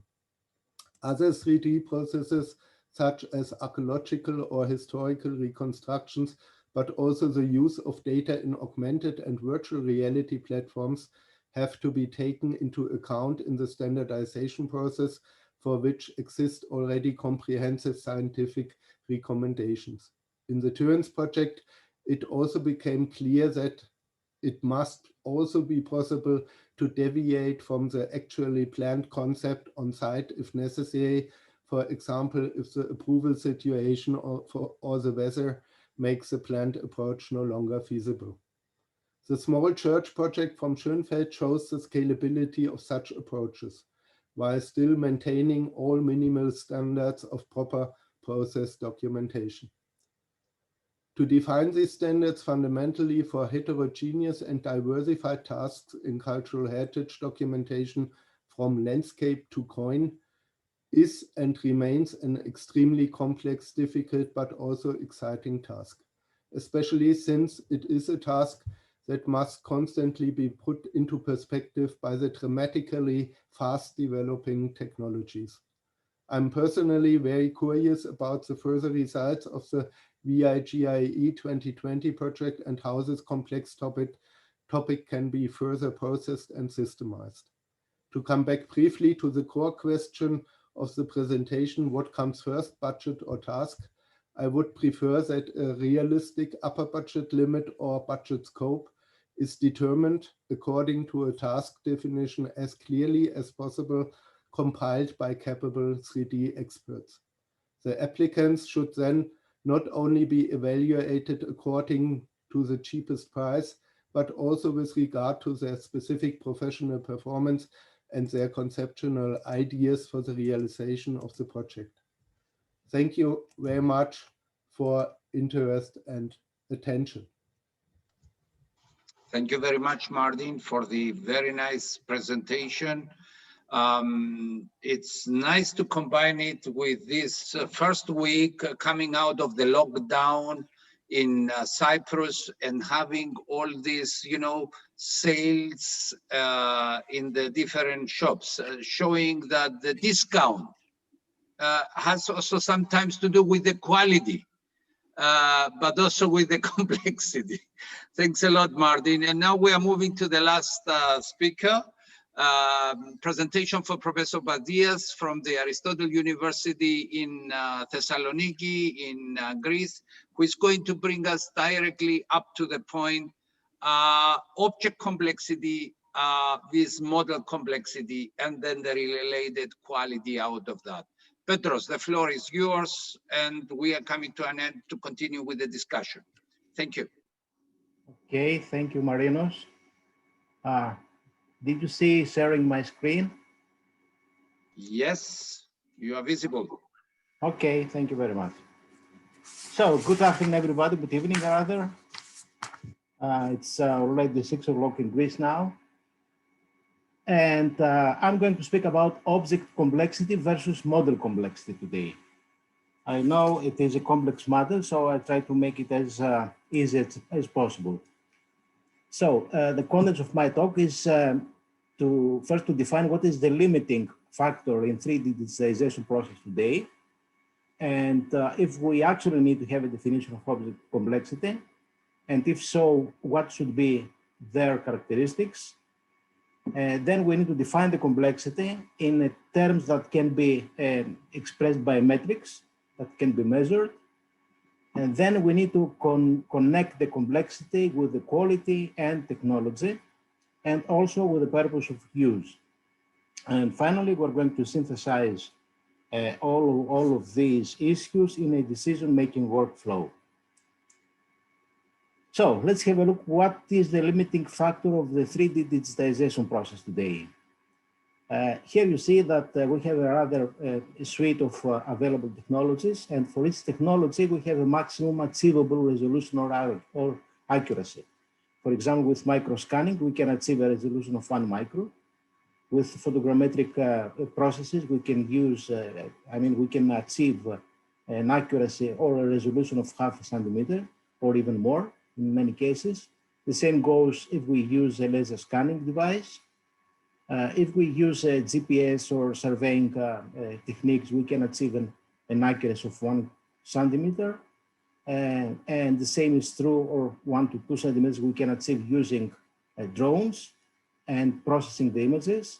And if we process satellite imagery, we can currently have a resolution of 30 centimeters, and that is going lower. So this is what the current technology can offer us. Let's see what we actually need. So suppose that we're going to use this kind of, let's say, digitization for 3D printing. We need to 3D print a replica of 1-to-1 scale of some small object. Then we don't need something more than 2 microns for this. Suppose we have a large object now and we need to 3D print a replica of 1-to-1, then the maximum resolution that we need is rather large, and it should be something like 1 centimeter. And or suppose we produce something that we just view it on a web. Then in this case, we need a resolution that covers our eye resolution, which is 200 microns, or even if we need to, let's say, zoom 10 times more and enlarge 10 times more, then we go to 20 microns. So that means that it's clear that the current technology supports even the most demanding current needs, whereas the mainstream applications needs can be easily met by rather relaxing technology specifications. That means the technology is much better than what we actually need. So my argument is that the focus should be shifted from the data acquisition phase to the object modeling phase. So let's see what object complexity actually we can find in the literature. It seems that it is a rather trendy term. The number of hits obtained by searching the complexity in 3D through Google or Google Scholar are for Google 157 million, and that can be taken as a proxy of overall diffusion of the concept. Whereas in the Google Scholar, we have almost 3 million hits, and this can be taken as a proxy of academic interest. And these proxies are almost, let's say, linear in time space. That means all over the time, these are the trends of these terms. Now, I will give you some examples here. In the first one, there is an example of a cave. So it is inside a cave. It's a very complex, the most complex of all objects that we need to document. This is a whole area with rocks, and on top of the rocks are these monasteries. So here we have a rather complex area, not only complex, but it is a multi-resolution area. And that goes through also for this space, where the rock itself, we need some kind of resolution to document the rock, which is not that, let's say, fine, but we need a much finer resolution for the monastery and the building on top of the rock. So in some cases, we need a lot of points, okay, and that makes the procedure more complex. In some other cases, we have a multi-resolution object like this one or this one, and that makes the procedure complex.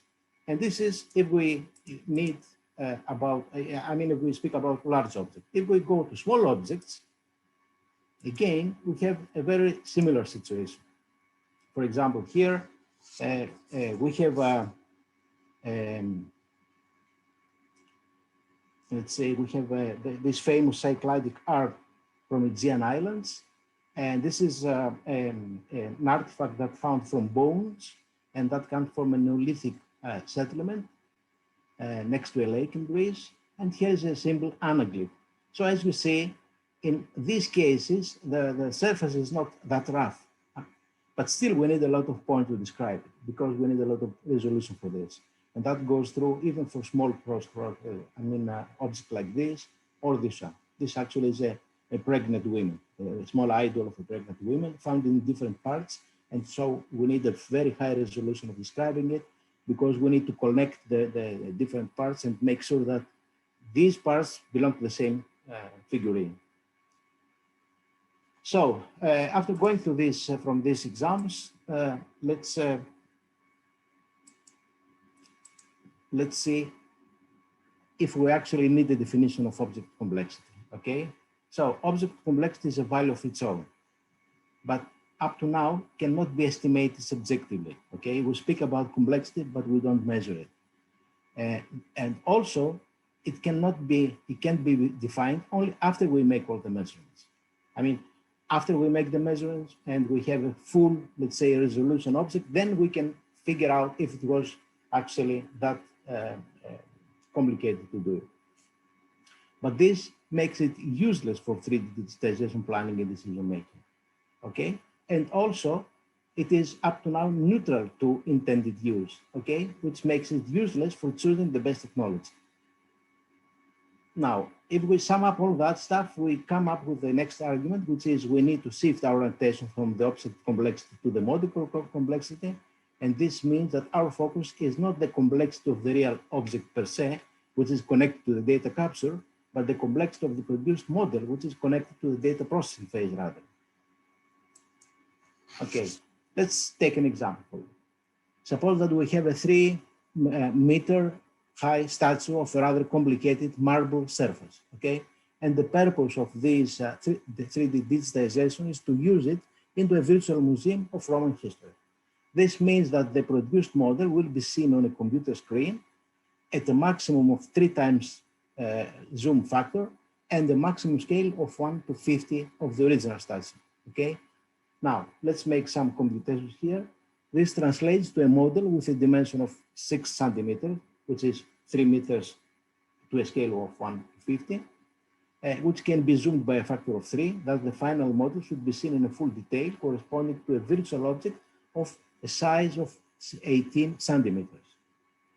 This should be able to be examined seamlessly at a normal viewing distance, which corresponds to a typical resolution of 200 microns.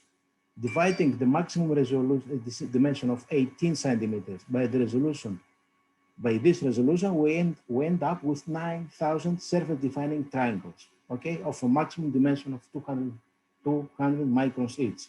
So, and this is the model fidelity as defined the fit of purpose. That means we don't need more than that, okay? Now, if we go back to the original object, and let's assume that the modeling process degrades the fidelity of the original measurements by a factor of 2, okay? That is, the original measurements are smooth and generalized through the modeling phase, and so we lose half of their original accuracy of representation.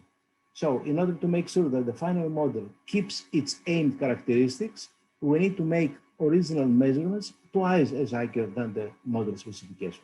That means that we actually need 18,000 triangles to describe the object surface. Now, if we divide the dimension of 3 meters by the number of triangles, we end up with the resolution of, or maximum dimension of the triangle side of 1.6, or rather 1.7 centimeters of the 3D digitization measurements. So what is the conclusion? The conclusion is that no matter what the complexity of the original image is, we will not be able to see smaller details, or we can afford measurement errors of 1.5 centimeters on the object surface. And this is the actual complexity that matters to us. And according to this, we may plan the use of the optimum technology and the recording strategy, okay? Now, what should be the characteristics of such a definition of complexity? Now, if we sum up the definition of the object complexity, should have the following characteristics. It should refer to both the data capture and the data processing phase. It should be calculated subjectively. It should be estimated before the data acquisition phase. It should connect the quality, technology, and the purpose of use. And it should provide a meaningful tool for planning both the data acquisition and the data modeling. Okay? Now, complexity should be comprised by different parts. One part should be the geometric complexity. The other should be the surface or the texture complexity. Another should be the material complexity. And of course, other factors can introduce other issues like environmental issues, or motion of the object, accessibility of the place, cost and time, and so on. So what do we mean actually by the geometric or the structural complexity? This refers to the resolution of the degree of detail, the number of features, the number of surfaces or faces of the object. And if we have in mind that the triangles are the fundamental geometric unit that is used by many graphic systems, then the number of the triangles is a key metric for complexity. That means we can measure the complexity by measuring the number of triangles able to define the surface itself. Now, another important aspect of geometric complexity is its relationship to the size of the object. Of course, if the object is bigger, the number of triangles should be bigger. So it is clear that the absolute number of triangles does not reflect the object complexity, and only the relative number is useful. That means that we should use the ratio of the number of triangles per unit surface, okay, instead of the actual number of triangles. So this is one to keep in mind. The next thing is about texture complexity. Now, texture complexity refers to the color and also the opacity of every pixel, let's say. Then it is the material complexity, and the material complexity refers to the reflectance, transmittance, absorbance, and so on of the material of the object, and of course the other factors that we have mentioned already. Let me give you an idea of how we use that. Okay, let's try first to define the complexity in terms of geometric, of texture, and material. Okay. Now, first we need to let's say define if we are using an object which is movable or immovable, and then we need to define the degree of complexity that we're referring to. If it is a low, medium, high, or ultra high, that means we have 4 different, let's say, scales, a scale of 4, let's say, for the different complexity degrees. So geometric complexity should be the number of triangles and the minimum triangle dimension. For example, here we may have an immovable surface. That means a rather big, let's say, object, and we are interested in low complexity and should have a low complexity if it has less than 10 triangles per meter. That means a minimum triangle dimension of 10 centimeters, and that is going let's say, smaller and smaller all the time, up to ultra high. The same goes for movable objects. And here we start with 1 centimeter and we end up with smaller than 100 microns, okay? And of course, surface complexity and material complexity plays a similar role. So this way we can, let's say, connect the geometric complexity as part of the complexity as whole. Now, how we can visualize this kind of complexity. One way to do that is to use a spider diagram like this one. We can have different, let's say, axes. One axis could be the geometry and can be measured as low, medium, high, or ultra high, let's say, geometry. So we have 4 scales. The other axis could be the surface complexity. The third would be the material, the environment, the motion, and so on. So different other, let's say, parameters. So we have a multi-axis, let's say, surface. And here, for one example, is that we have a red object. These are the numbers of the different complexities. And we have a yellow object, and then we have a rather small one, which is a blue object. Well, it seems that the bigger the area is, the more complex it is, right? So if the complexity of the object is, let's say, top in all places, then we have a very big object. So the area of this spider diagram actually defines the complexity. And here you see that the area of the red object is 24, which is the most complex, and then it goes the yellow one, which is a medium complexity, and then it goes object 3, the green one, which is a lower complexity. So the degree of complexity can be visualized as the area of the spider diagram, whereas the standard deviation here, look at that again, it gives an idea of the similarity of the component. That means if this complexity, this object is complex in all different parameters, okay, or in only a few of those parameters. So you can see that, for example, here, this is a big number, this is a big number, and this is the lowest number. That means the red object, let's say, is it has the biggest similarity between components. That means it is the most complex one, but also it is complex in all different parameters, okay? Then it goes the green one, which is the least complex one, but it is the same complexity, or more or less, in all different parameters, and then it goes the yellow one. So this is a way to measure, okay, and also to visualize the complexity. Then the next step is how to connect the complexity with the quality, okay? And then here we need again to define what the quality is. And we have geometric quality, and we have radiometric quality, and we have the completeness, okay? Radiometric quality has to do with reflectance, transmittance, absorbance, and so on for the, of the object. And completeness also has to do with how completely we digitize, 3D digitize the object. I mean, what is the percentage of the blank pixels, for example. And the geometric quality has to do with, let's say, with the accuracy and the precision, okay? So accuracy refers to the closeness of the measured value to the known value, and dimensional precision is a measurement of the repeatability or consistency of the measurement, and resolution is the number of the points or the triangle that can be measured on a surface, okay? Our assumption is that the resolution should not differ from accuracy, since it does not make sense to collect denser points than the accuracy level. For example, collecting points with a resolution of 1 millimeter when the required accuracy is 10 centimeter will result in a very dense model with very low accuracy, okay? Or require a high accuracy with low resolution points. For example, collecting points with resolution of 10 centimeters when the required accuracy is 1 millimeter will result in a rough model with unneeded accuracy, okay? So the assumption is that accuracy and resolution is the same thing for us, okay? So this way we can, let's say, connect the complexity with the quality. Then we need to connect the complexity with the technology which is available, okay? And here we have different technologies, okay? That is the tactile, the topography, photogrammetric means, laser scanning, satellite remote sensing, or even other specialized technology in special cases, okay? And that can be the available suites, let's say, of technologies in different, okay, cases of movable or immovable complex,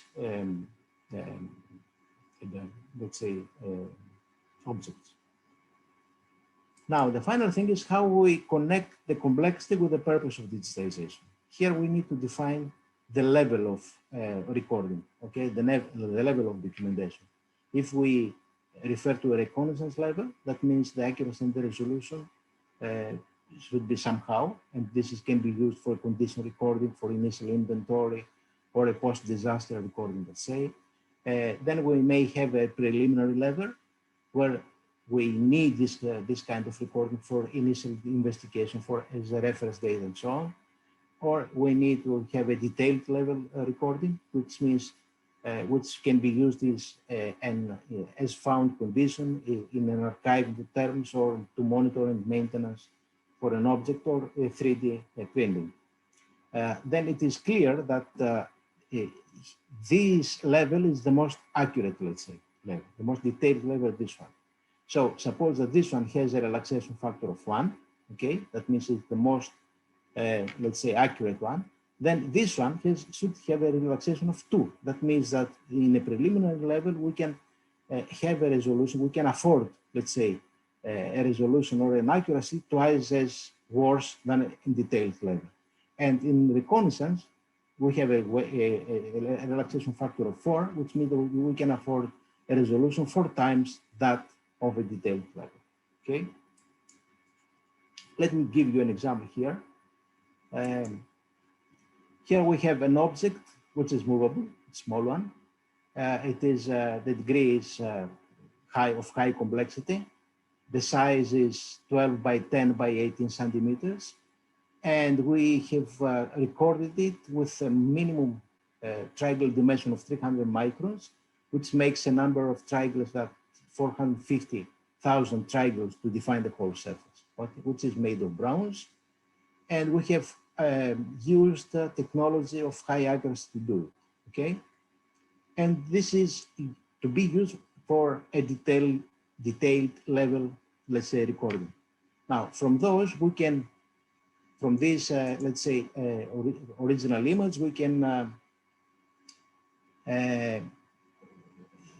produce, let's say, another one, which is for preliminary level, which makes 1/3 of the number of those triangles, or even a reconnaissance level model, which makes it actually 1/10 number of recording of triangles that this one. So you can see from a detailed, we can achieve, let's say, a preliminary level object, or we can have a reconnaissance level. Now, of course, we may have objects of ultra high complexity, and I will give you some examples. And that this complexity can come either because the texture is very fine, like this one, or the surface complexity is very fine, like this one, or the material is opaque, like in these cases. Okay. For example, here we can have a glass object, which is very opaque and very difficult to record. Like this one, also we have a very fine, let's say, wires. And of course, the other one is very opaque. Okay. So finally, let's try to synthesize what we have talked about. So a decision-making, let's say, workflow should be something like this one. First, we need to define if we're speaking about a movable or an immovable object. For example, let's say that we have a movable object. Then we need to define the purpose of the recording. Suppose that we have a preliminary recording level, let's say. That means that the 40 centimeter, okay, per triangle, it's enough for us. So, and this is the accuracy or the resolution required for the modeling. Then we can apply a relaxation factor, that in this case it's 4, okay? And then we can end up with the number of triangles which is required for the data capture. So now we know how many triangles we need to, okay, for the data acquisition phase. Then we need to define, I mean, we can put some other, let's say, other factors that play a role, other restrictions like the accessibility, the time and the budget and so on. And from those, we have a range of suggested technologies like this one to choose from, okay? So we come up with an object, why we need it, what is the, let's say, the resolution of the model that is needed. We end up with a data acquisition, let's say, resolution. And from those, we can access the different, let's say, technologies and the range of technologies to choose from. And that could be a decision-making for workflow to measure the complexity beforehand and to use it for the data acquisition and the data modeling phase. So to sum up, the current 3D acquisition technology is able to support digital applications beyond the current mainstream applications. Then that means that we need to focus rather on data modeling rather than data acquisition. And we need to define the object complexity that should refer to both data capture and to data modeling, which is calculated subjectively and before the data acquisition. This means that we connect the data complexity to the quality, to the technology and the purpose of use. And this way we can provide a meaningful tool for planning both the data acquisition and the 3D modeling. Then we need to visualize the complexity as a composite indicator and to connect it with the quality, technology, and the purpose of use in a decision-making workflow. Thank you very much. Thank you very much, Petros, for the very nice presentation. I think with your contribution, we went up to the point of exactly what it means complexity, but also how important it is to achieve high quality of results in the 3D digitization of the past. At the moment, in a period where no international standards are available in this particular area. I will kindly like all the participants, if it's possible, to turn on their camera And if they give us the permission to make a group photo for our media, of course, promote the excellent event, the Digital Fast event, that will be nice. Thank you very, very much. And of course, at the same time, we are open to the discussion, to the final part of our workshop.